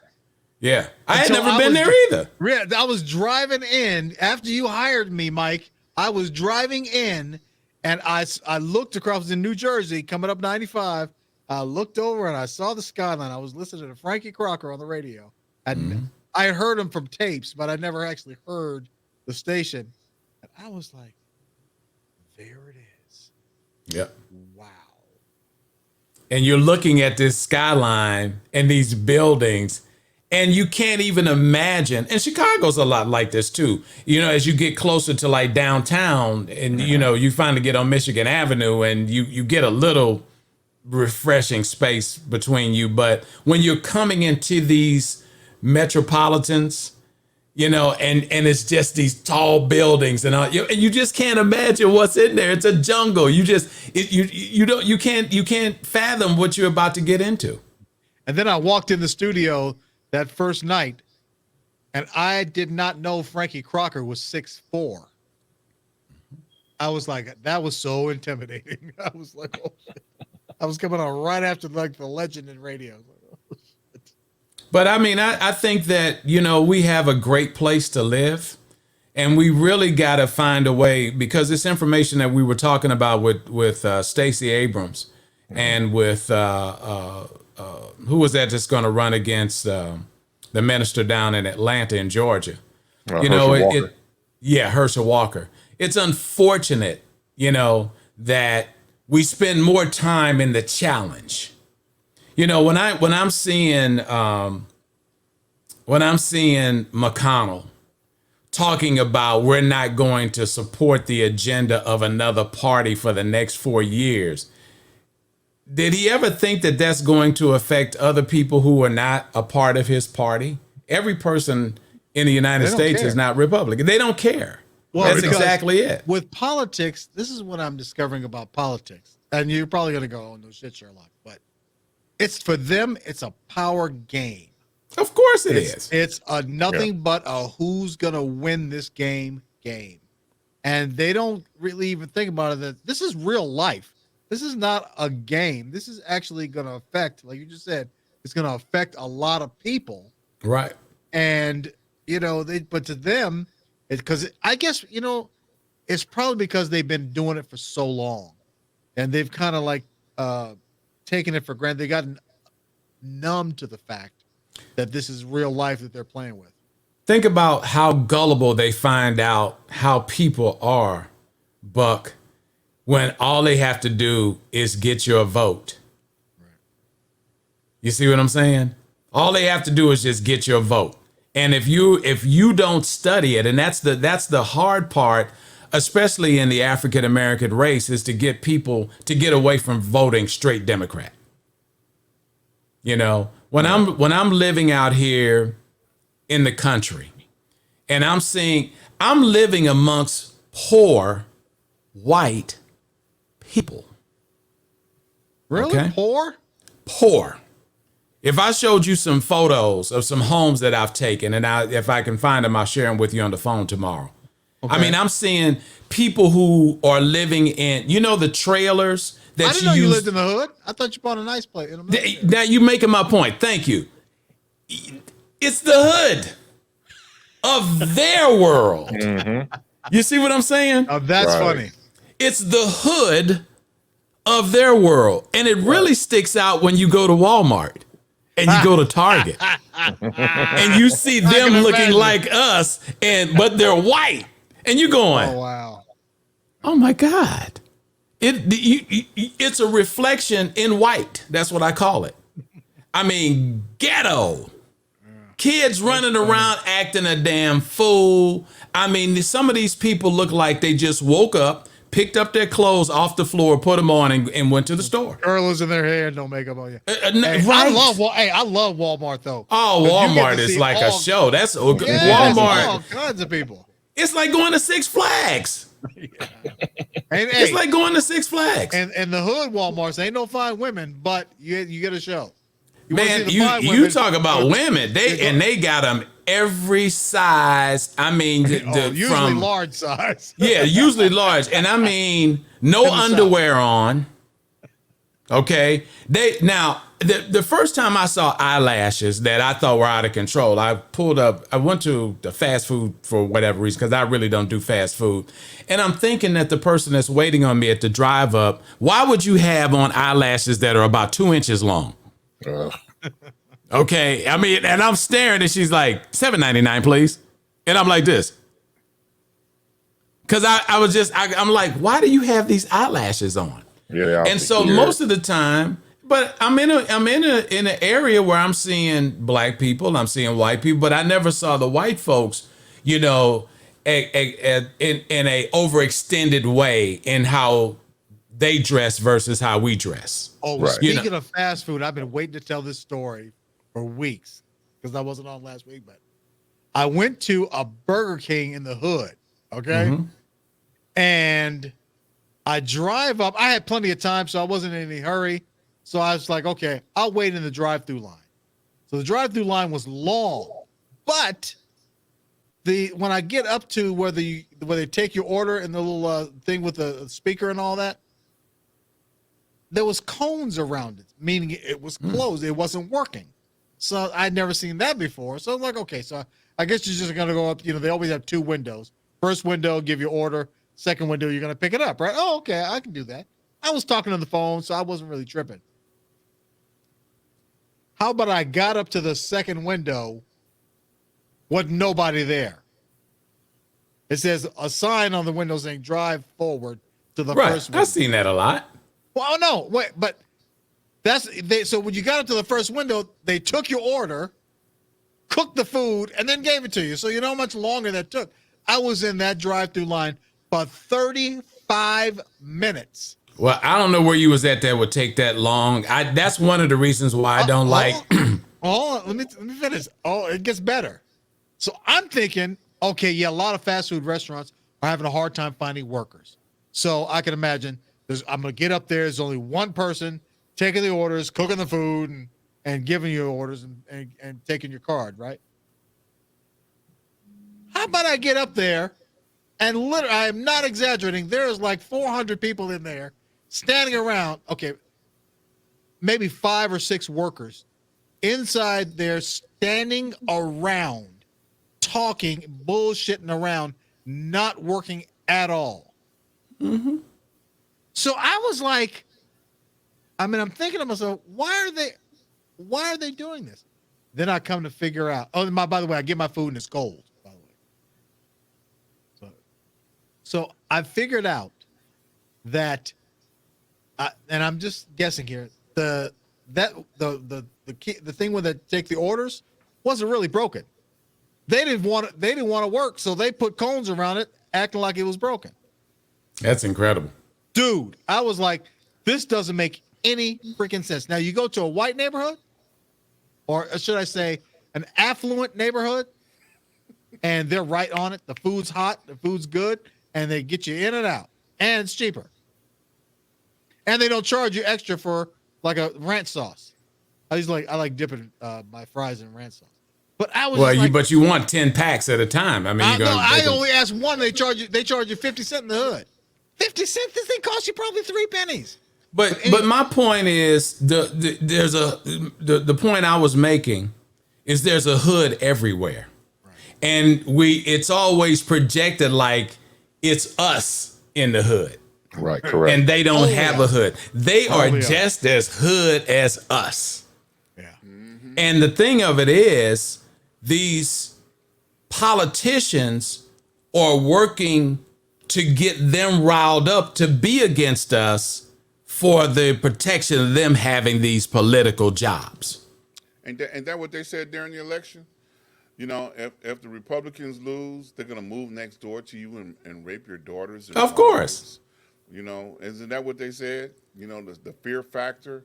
You know, they're gonna break in your house. And when they came out, your listen, family. When Donald, I don't think Donald Trump came up with the whole MAGA thing by himself. I'm sure. Well, no, that came from Bannon. That's what's his name? Steve Bannon. Right. Steve Bannon has a newspaper that he puts out for that biased conversation. And so when he went to him, he said, here's people that don't have a regular voice in our society. Correct. And a lot of these people are out here, but let me tell you something.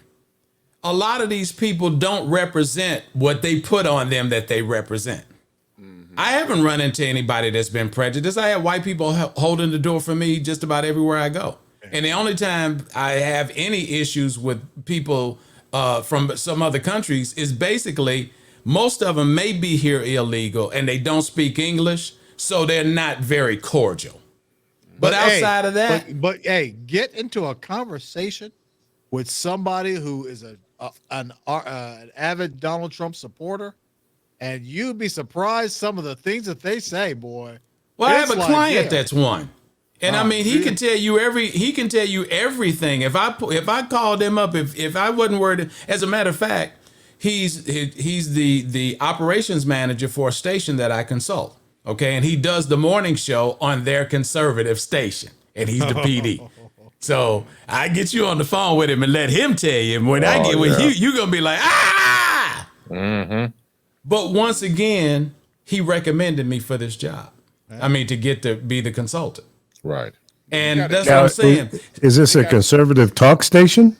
It's a conservative. They have 4 stations in the building. Conservative talk station, the gospel station, which I consult, and 2 other formats. But once again, see, all of this stuff that we don't get along is bullshit. Right. It's a lot of hype to it. I'm not saying that people aren't racist, that people aren't prejudiced. There's a lot of prejudice on both sides. But prejudice comes, for the most part, when people don't understand how to communicate. See, the 6 of us are communicators. Mm-hmm.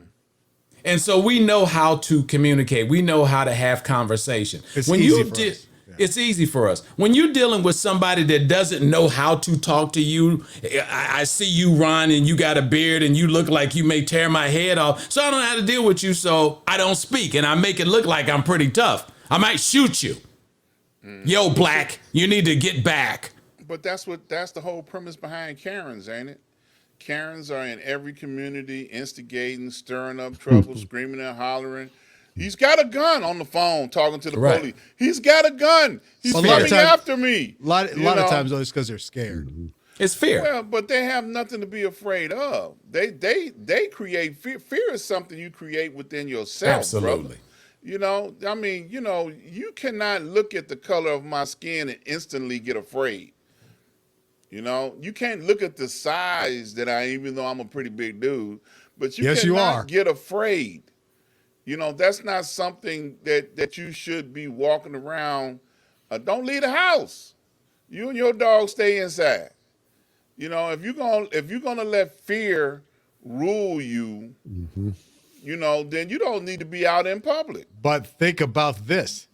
Think about how many black people move to a white neighborhood to get away from their own kind so that they can feel safe. And they'll Now, pay is an that the exorbitant amount of reason that money they moved? to do Is that. Is that the reason that they moved, or that they just wanted to get a better school district for their children? Come on. But Come then on they'll now. move to those neighborhoods and then send their kids to a private school. So it's like, well, what? But the You don't have to perception. be afraid. Go ahead, Chris. I'm sorry. No, you I'm go just ahead. trying I'll to come say, I'll you come don't after you have to going. be afraid in order to move into a neighborhood that you perceive as a better neighborhood. But it's the perception that people buy into, and they can't come out like Mike Love was saying. Yeah, of course we got racist people. We got that. And you can't come out and say how you feel because you won't get work. You won't be employed. So you got to keep it to yourself. So when I was back at WLS, it's an ABC-owned station, and we were covering O.J. Simpson for 9 months. That was 9 months of hell to cover O.J. Simpson from Monday through Friday. And it's not like the court shows you watch Judge Judy or Judge Greg Mathis. It's a slow, long process to cover. So 9 months is up. We get the final verdict, and he's acquitted. I was just happy it was over with. 9 months is a long time to cover something. I'm coming into work the next day, and the co-workers, some, not all of them, but some, or because we worked in radio and TV together, the people that I would say hi to looked at me as though I was OJ. They looked at me like I was the one that went through all that, and they didn't say hello, good morning. It changed overnight. Get out of here. No, I kid you not. And excuse my language, fuck them all. Because you're putting your prejudices on me, which I had nothing to do with that at all. They was mad. It was mad. Right, exactly. No, So they're you can take it out on scared. somebody. No, they're scared. And see, That the too. fear is when you see somebody like an OJ get off. Now, it's okay when Jeffrey Dahmer eat everybody in the neighborhood and do whatever the hell he doing, and That's he all gets right off. right there. And Well, it's everybody okay. does that. Right, everybody does that. Ain't you ate a finger before? Yeah, what's wrong with you? Yeah, Put some hot sauce on it. exactly. But see, when John Wayne Gacy, all There that you kind go. of stuff. Yeah. Hey, all you gotta do is fry serial it. killer, on an extraordinarily high level. Well, he was such a nice guy. We never. There you thought go. All of a sudden, they never want to thought humanize he- that person. They want to. Yeah. There, you just made my May I ask point. a question? Sure. Have any one of you ever had to run from school on the first day and the last day of the school that you were going to? Based on what? I mean, just because you were black. Right. I have. No. I have. Okay, the first day of school, because I was transitioning into a Midwestern neighborhood where Caucasian people were moving out. I went to a school on 54th and Union in Chicago called George Dewey. My first day of school, I actually, since my brothers and sisters were there, I got trampled. And the only thing I could remember them saying was the N word, and we had to run for our lives. I don't know what fear had to do with that. And when I got to high school in 1968, now this went on. When I got to high school in 1968, going to Tilden, my first day, you know, people set their dogs out. Now I'm going to get my education. People set their dogs out on me, and I had to run and leave. I was bored. Tilden was bordered right next to a neighborhood in Chicago called Canaryville. And any black person alive knows you never go into Canaryville being the color of your skin. And that ain't talking about nobody being free. When they see you, you'll hear that N word loud, and it'll be as if everybody in the neighborhood is going to come after you. Was that typical in 1968? What did I do to do that? I don't care. You what didn't do time it. it was. You didn't do anything. We had the same thing in St. Louis. There was an area called Washington Park. That's right. And I went to this school, Catholic high school, and there was a street called Buncombe Road. And if you were going on Buncombe Road, you better hope the bus is coming. Right. Because you wasn't going to be standing there long before a car full of white guys going to come by and use the N-word. But see, that level of racism is trickle-down ignorance. You see what I'm saying? Because there is nothing proving that there's any different between the black man and white man physically. 10 fingers, 10 toes, Well, I had and the so same on and so problem. forth. I had the same problem. You know, second grade, when Mayor Daley, the daddy, decided to segregate the schools in Chicago, he drew a dividing line down Cottage Grove. Everybody that lived on the east side of the street had to go to the white people's school, 6 blocks in the white neighborhood. And we used to meet up at the Viaduct on 91st Street, 93rd Street, and walk those 6 blocks together. And if you were not with that crowd, you had to run those 6 blocks to get back on your side of the Viaduct where it was safe to be black, because they would sit on their porch with shotguns. Now, this is in the city of Chicago. I ain't talking about Mississippi, Alabama, you know, Tennessee. I'm talking Chicago's about one of the most south segregated cities side like in America, of though. Chicago. Especially for large cities, though. It's always been that way, right? And if you mess around at 315 was not at the point where we all agreed to meet at in second grade, third grade, fourth grade, you had to run those blocks, okay? And the N word was commonly used to describe get them. Okay, and if they caught up with you, they wasn't stringing you up. They was gonna beat you down. They was gonna beat you. And what we used to say back then, Professor, beat the snot out you. Yeah. Okay, they beat you so bad the snot be running out of you. Okay, you know. So yeah, But they're not beating you, Ron, because they don't like you, because they don't know you. They're beating you because collectively they're fearing each other. So if you Johnny and you show Davy that you like Ron, I'm gonna freaking whoop your ass. You see what I'm saying? So to protect themselves, they gotta beat your ass. Man, So now, do you know all the race riots that have been going on? We just know about maybe 2 or 3 of them that's on the top of our minds, right? But it's been a bunch of race riots up in this country, baby. A lot. A bunch of them. so now, instead of whites beating blacks and vice versa, blacks are just beating each other up. Well, listen. Well, once Explain again, that. it's fair. That's worse. To me, that's worse. That's worse. It is worse, but it's a level of ignorance. And, you know, not to cut in on you, Professor, but like I said, all of this is based on fear. It's just stupid because, once again, black on black crime is fear. Yeah. You think you pretty smart. You go over there to Kennedy King, you know, school and everything. That's what y'all be doing over there. You know what I'm saying? But I can't help it that your mom had you and you don't know who your daddy is. And, you know, y'all on welfare and my dad worked at General Motors and my mom is a nurse at the hospital and I got a bike and you don't? What the fuck you mad at me for? I don't But know if that it's I don't know if fear, it's all fear. I mean, listen. Some I of it don't is know what it self-hate is. too.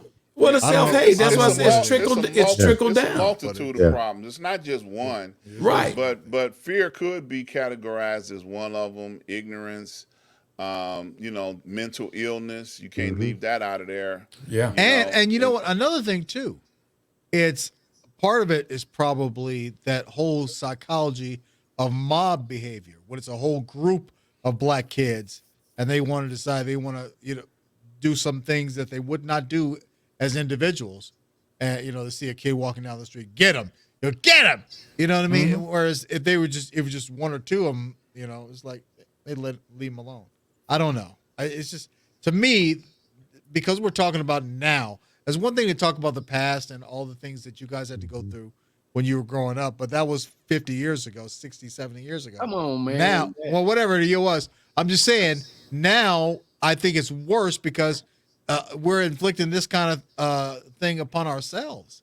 And that's, to me, that's worse. Listen, there's always been this amount of black on black whatever.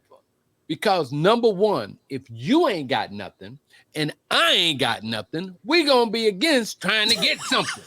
Right. Is that crabs in the barrel? Down, right. Trickle Exactly down what it ignorance, is. crabs in the barrel. Crabs in the barrel. So Yep. and then listen, there is so much institutional racism and so much of that stuff that's wrapped up. You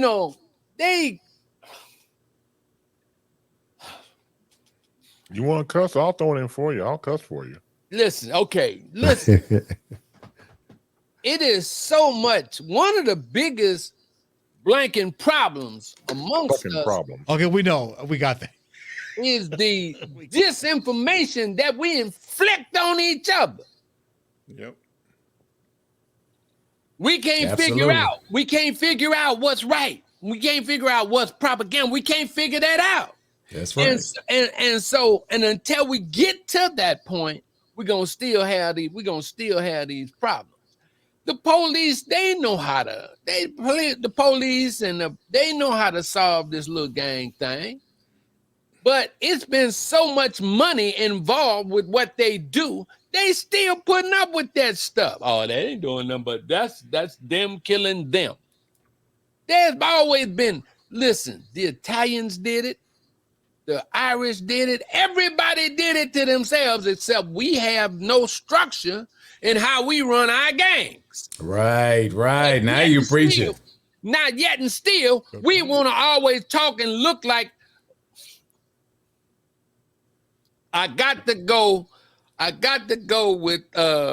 with Scarface, with my boy Montana when he told Lopez, Tony Montana. when he told him, blank cast by Gomez and MF the Diaz, bro. Because we have no structure, everything is just chaos.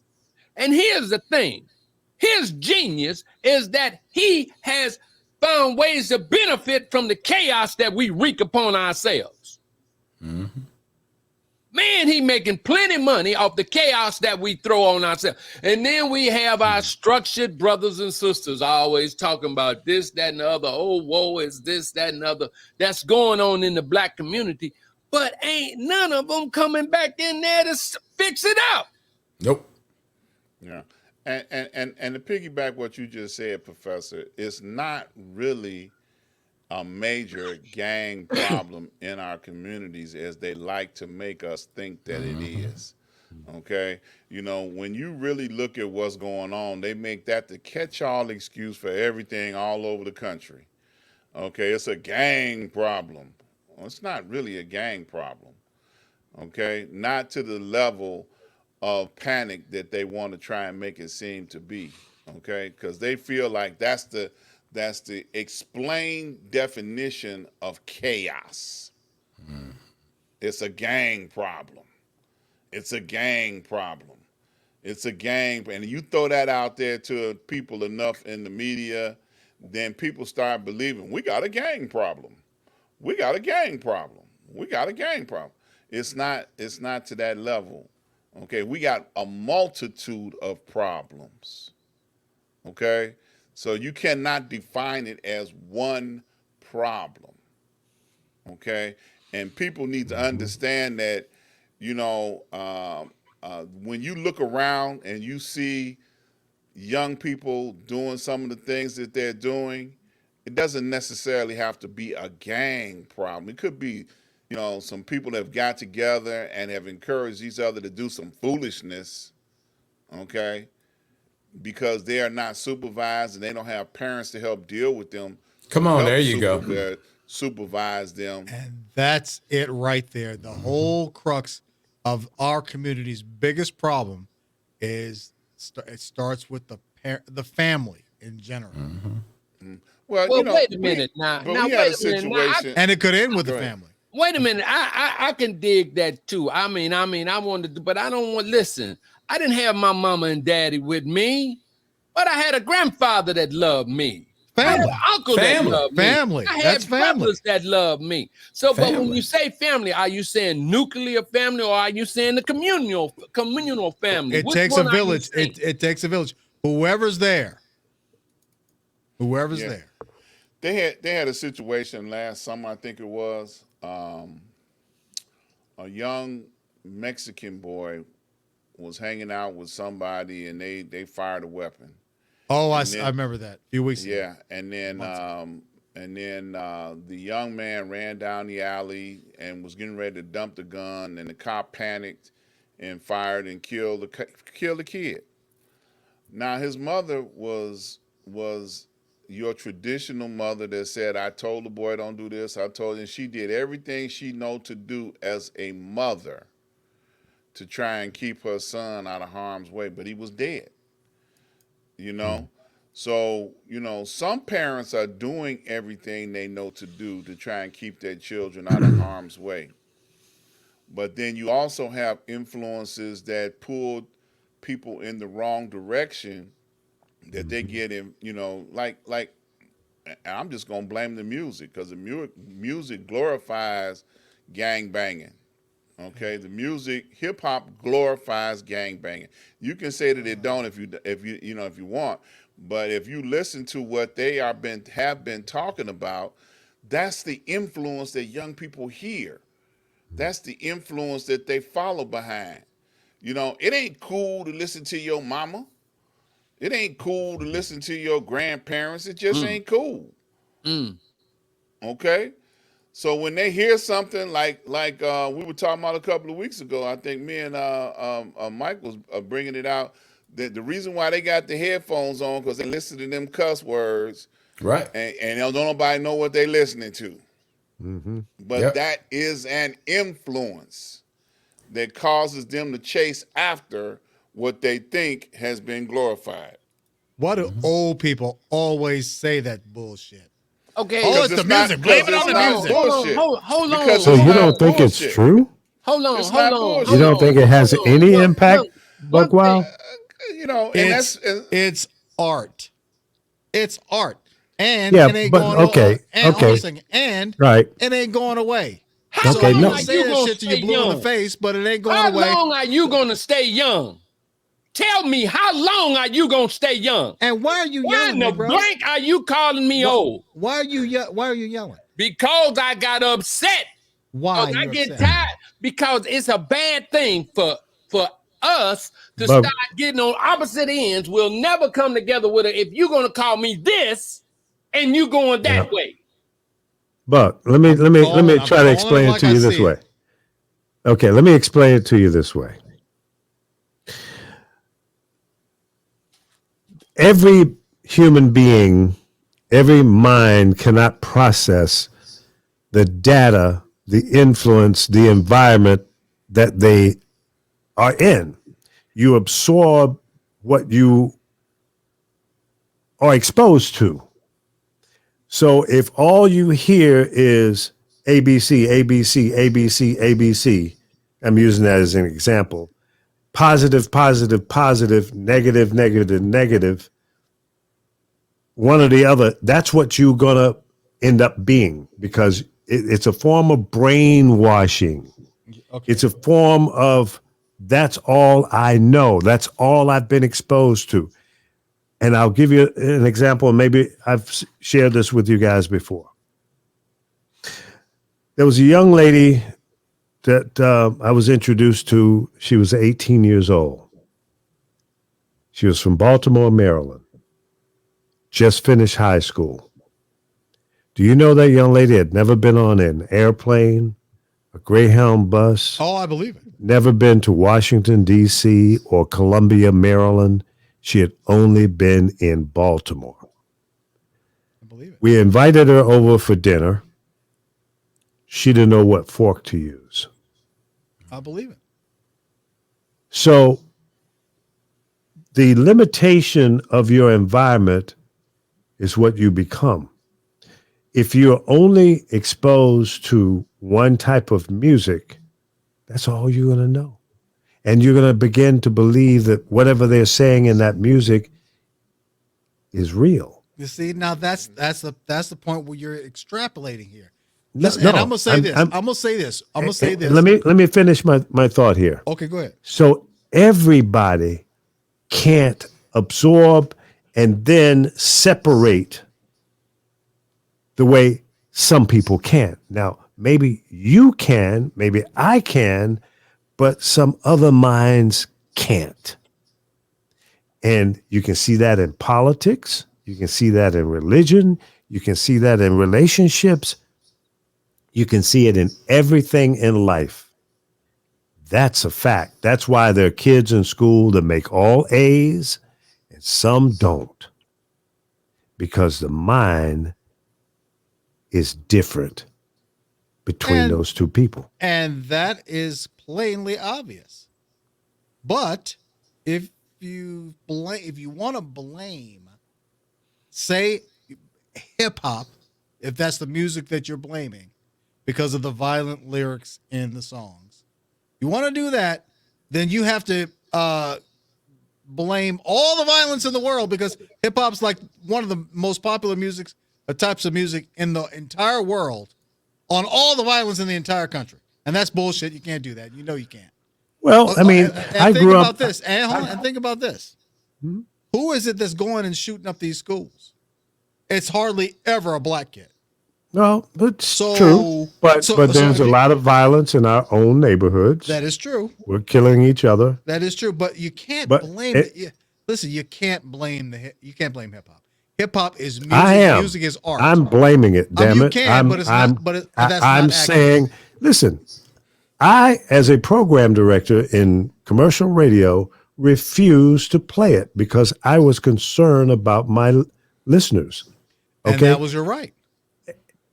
and I think it was not only my right; it was the right thing to do to protect the community. Okay. You don't need to be exposed to all of this negativity. I came up when NWA really first hit the scene. Mm-hmm. And they had some really violent lyrics back Fuck the then. police. Even back then. And all my friends, especially because I went to a school in Southern California, they were all from LA. We all went nuts over the music. But do you think we all went out gangbanging because we heard it on a lyric on an NWA No, not song? all of you. No. None of us did. But that art form that you are defending has evolved to the point now that generations of people that are putting it out have evolved to the point where it's far worse. It's instructional. There's a lot gives more them instructions on. There are more instructions on YouTube, dude. But see, now you switching horses. No, I'm just saying. Okay. Like, what are you gonna do? We're talking about the art form that you choose to protect. Ain't no fun unless my homies get some. Okay. You chose to protect the art form of hip hop, talking about it's just art. Okay. It is But art. that art form has evolved to a place where many young people want to sell dope, They want to carry guns. They'd want to drive do all fast that without the cars. music, bro. They want. If you talk to a teenager right now, Because there's money involved. trying to have a career conversation with them, and they will tell you that all I want to be is like somebody that's got millions of dollars. I want to be in the studio pumping out hit after hit because they feel like that's all it is to that. Or play basketball achieve or that. football and make millions. That there's money when there's money involved. That's what kids want. Pick your battle now. You jumping all over the place. Okay, we talk No, about I'm the saying- art form of hip hop.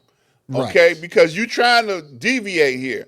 Because each one of those things, we tell our young people, everybody's not going to be an NBA star. Everybody's not going to be an NFL star. We give them reality check. Okay, we tell But them you don't that have this to is- be a good athlete or know anything about sports or whatever.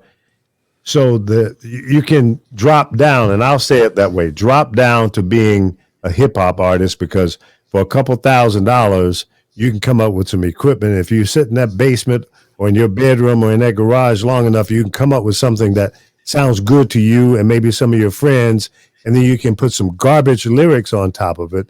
Now you call yourself a recording artist. Happens all the time. But, Hey, here's Buck, the let me thing. ask you a But it's question. not all good. Buck, let me ask you a question.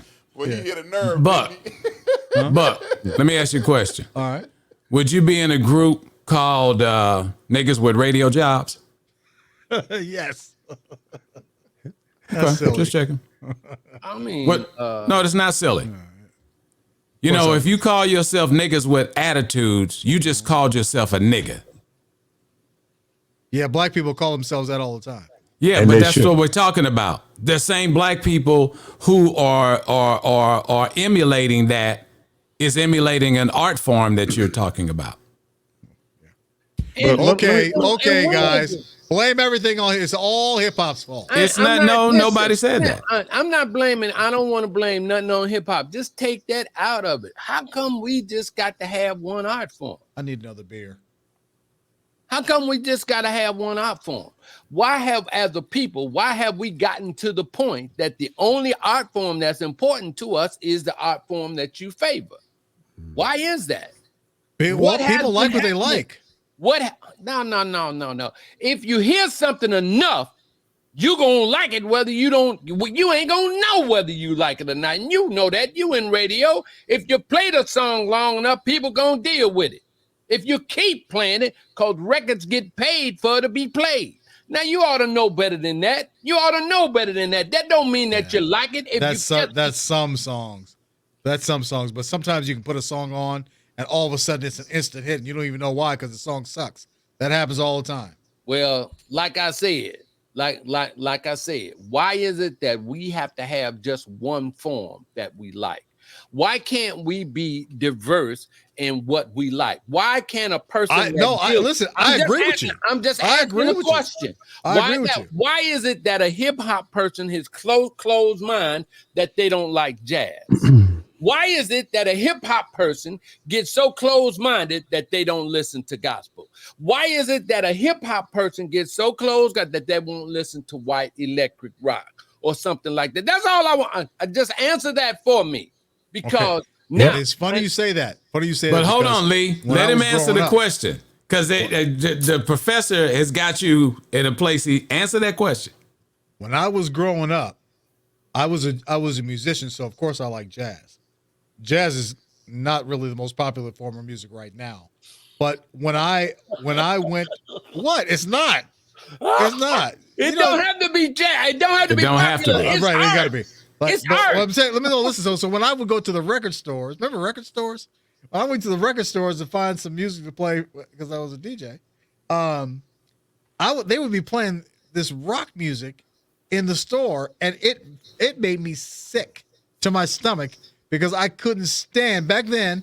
I couldn't stand the sound of a distortion guitar, which was the basis of most rock music back in the But that's 70s. art. That's art. But I hated it, and then nobody had to tell me, "Oh, you shouldn't like this." I hated it. Hated it. It's just when I heard it, I hated it, and that was it. Now it's a little different. I kind of like it now, but back then, you like what you like, dude. What I don't understand why there's an argument here. Go ahead, Chris. So thank you. So let me say the following. I could see Ron's point of view and Buck's point of view. So, for example, coming up in my neighborhood, you had gang members who joined what they call the Black Peace Stone Nation. That was the area at that time. And you talk about earlier about how certain people didn't listen to their family members, mothers, fathers, were mostly mothers on the block. They didn't need the music to get into what they were getting into because physically they can hang around a Junior. They couldn't hang around NWA. So with that environment around them, they were able to be a part of it when it came to the gang situation. The NWA songs come along, it kind of justified their behavior pattern. Go back to what you said about influence. So if you extrapolate, you used that word earlier, took the music out, they still would have been gang members. But you throw in those words, those lyrics, those music, it gives them, hey, man, I know what I'm doing because they're talking about it. Case in point, even though Scarface, we talked about earlier in the conversation, is a fictional character, Scarface has been promoted to reality when it comes to some of these rappers, which is bullshit. That's right. They've taken on his name. Exactly. The whole diatribe of the world is mine, everything else. This is a movie we're talking about here. They made albums about it. They referred to it in their lyrics and everything else. So everything gets cross-referenced. It becomes muddy. It's not black and white. It becomes gray. So on one hand, for example, if you grew up in the era where you had music, where it spoke to you, like, for example, Mike was talking about love songs when I had him on the show on CBI just yesterday. Certain music lyrics hit you. And go back to what Lee was saying, depending on your mind, how it's processed. So if you come up in the era with lyrics of certain artists that touch your heart, that touch your soul, that's going to make you feel good. Now, if you're a person that comes up in a negative situation, where all you have around you is negative, your foundation is negative, here comes a song that's negative, it all fits in that type of plan. The thing about all of this is the fact that it would be nice, go back to what the professor was saying, that we all get along with all types of music genres because one begot the other. But no one wants to talk about that point. Everybody wants to talk about what they're doing now currently, but you would not be here had not been for somebody before you. That's right. Oh, I'm gone. I can go. Good night. So I can go. Good night. Good night. Case has been closed. Can we move to the next case? He actually was thinking of it, right? Good night. Good night. And that's what is not being talked about. But programs like this and others that were able to put information out there that before you dealt in hip hop, before you got into everything else, there was somebody came before you to pave the way for your position right now. Legacy. Legacy. What we run from continuously. But if you're 20 years old right now, to you, old school or throwback, as they say, is something that came out 10 years ago. True, but we gotta stop throwing away old people. Yeah, that's the thing about it too. When you I'm just talking about relatability. No. I'm talking about relatability as a whole, as a people. Don't be wrong. We all go through this. When you're younger, for one thing, look, when I was coming up again with my mother and father and my maternal grandparents, to be in that family environment, that's all we knew. So we knew to respect our older relatives and our elder stuff like that. Give you a perfect example. Chris, everybody in the house like James Brown. Exactly. You see what I'm saying? And I hated to interrupt, but I had to say that because you just made a hell of a point. Yeah, no, thank everybody you. in the house like the Jacksons. Thank you. Everybody in the house like Stevie. It wasn't no songs for the kids and songs for the adults. Right. It was for everybody. Right. And the Temptations. Yeah, and the Four Tops. And the Four Tops. The Supremes. And Aretha Franklin. And it wasn't until Delphonics. And Parliament Funkadelic. And since he busts jazz in the head, you can't leave out Miles Davis because everybody loved Miles Davis, Santana, because we listened to all of those. But the point that then hip hop came along and all of a sudden it's the dividing line. Go ahead, Ron. I'm sorry. You know, when you're young and you're fortunate enough to survive and keep living, you evolve. Okay, you're supposed to evolve. We're all supposed to evolve. One of the tours that I worked on back in 2000, speaks volume to all of this. It was called Three Mo Tenors. Three Mo Mm. Tenors was a Broadway show that made popularity and fame singing at least 7 to 10 different styles of music in the same show. And I'm talking about from opera to R&B, show tunes. They sang hip hop. They sang everything in that show. The same three artists, okay? And they celebrated all genres of music. So when you limit your understanding to just one, then you're just going to have a limited perspective. So it's okay if you celebrate hip hop or enjoy hip hop, it's okay. But it's more to it than the hatred and the negativity that they put out.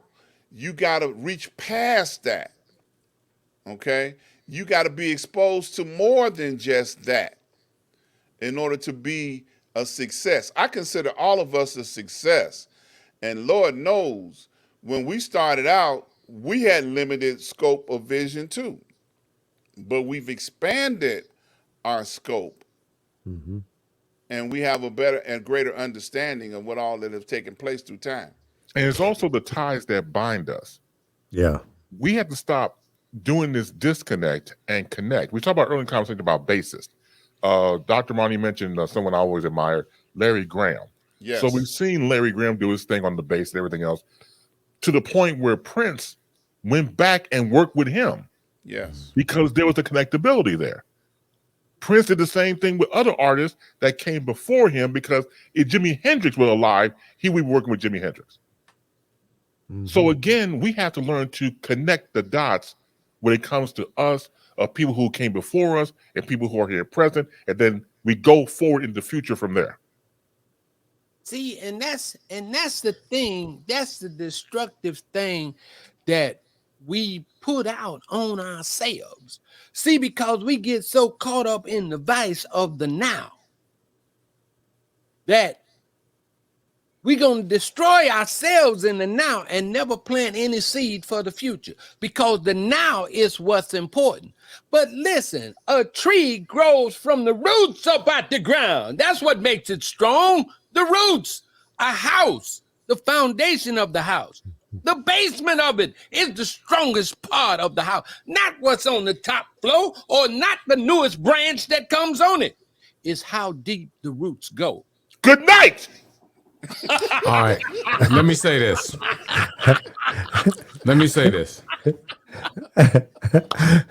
Let me say this. Let me say this. Go ahead, say it. Spit it out. If you can. Sammy. I'm sorry, but if you don't stop doing that, I'm gonna start calling you Sammy. So let me say this to you. No, you yourself. I'm gonna agree with you. See, that's why see, you gotta take the time to think. I mean, straighten yourself out, seriously. I'm gonna agree with you. You're absolutely correct. It is an art form. You know what the problem is when everyone's speaking from? It being hijacked. I can speak on this more than you because I program the music. And it's a little bit different than just being on the air and being the program director and the music director of a hip hop radio station. It got hijacked because there was no one there to defend it. When Public Enemy first came out, it was dope. It was nothing like it. Unheard of. Unheard of. KRS-One, like My Philosophy, some of this stuff that he spoke, cold-blooded. Old people still hate absent. No, didn't have it. No, that's what I'm trying to tell you. You're wrong. I'm not. You don't know what you're talking about. You wouldn't play it during the daytime. You only played it once That an hour didn't have at night. anything to do with age.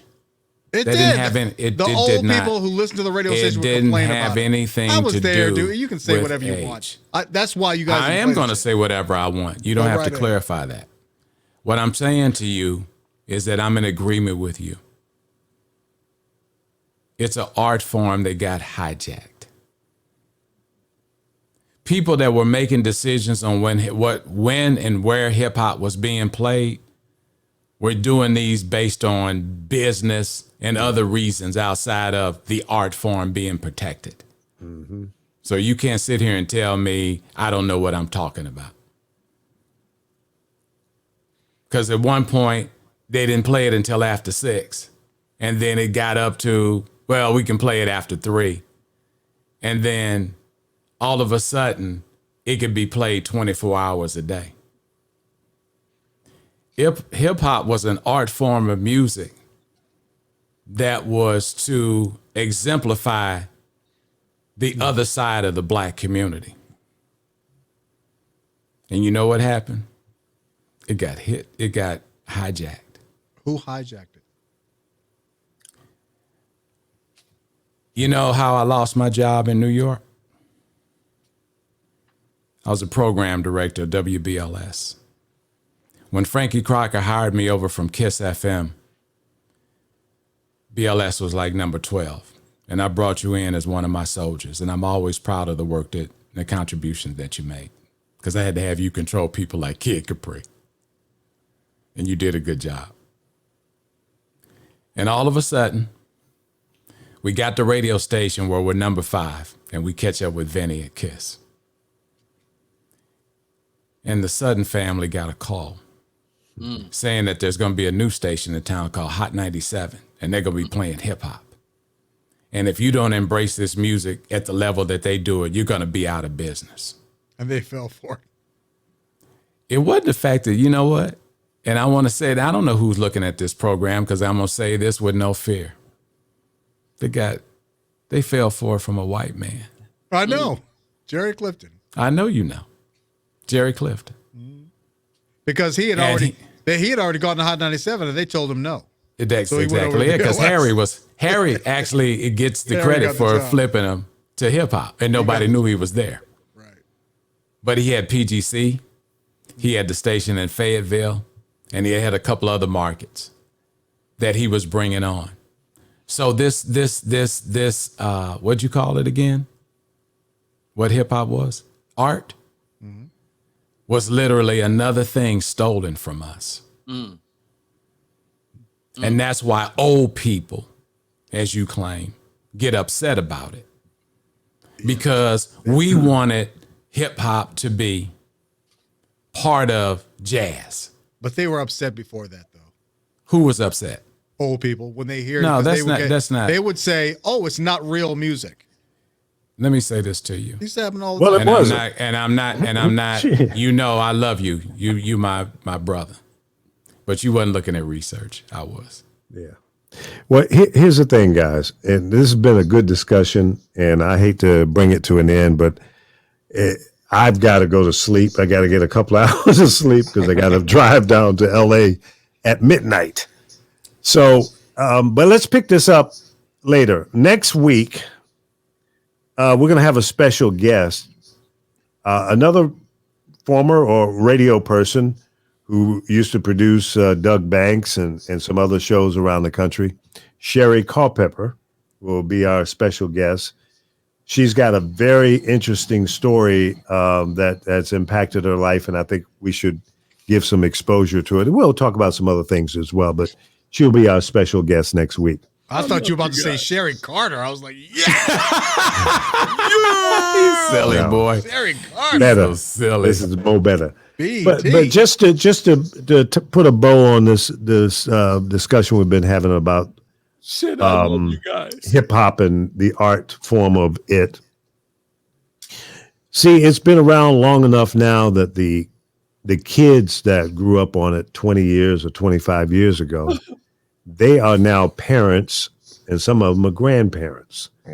My litmus test for whether or not I was going to play a song on the radio was, could I play this at my mama's house or my grandmother's house? Would they be ashamed of me if I played this in their presence? And if the answer to that was, oh, hell to the no, no, no, then I didn't put it on my radio station, because I respected grown folks and the community that my station was licensed to serve. Yes, sir. Okay? I had a concern about the impact of what the lyrics were saying in that song. So now I know there are a lot of people that may disagree with me, but I had winning radio stations without playing those edgy songs. You sure did. So that's all I know. That being said, and I know you guys probably want to carry this on. You can, but I'm going to bed. I hear you. Y'all want to stay on? Oh, No, I got it, man. I got work to do tomorrow myself. Okay. So listen, thanks to everyone who's been listening tonight. Please like, share, and subscribe. Spread the word. The network is growing. We got a couple other shows that are about to come on Street News now. So support us so we can keep this thing going. And I love all of you. And these guys are the best. We love you back. Love you back, love you man. more. Big Love time. you. Big All right. God bless to all. Be safe and do the right thing. You know, don't do stupid stuff. Do the right thing. With that, good night and peace. And we'll see you next week. Yes, sir.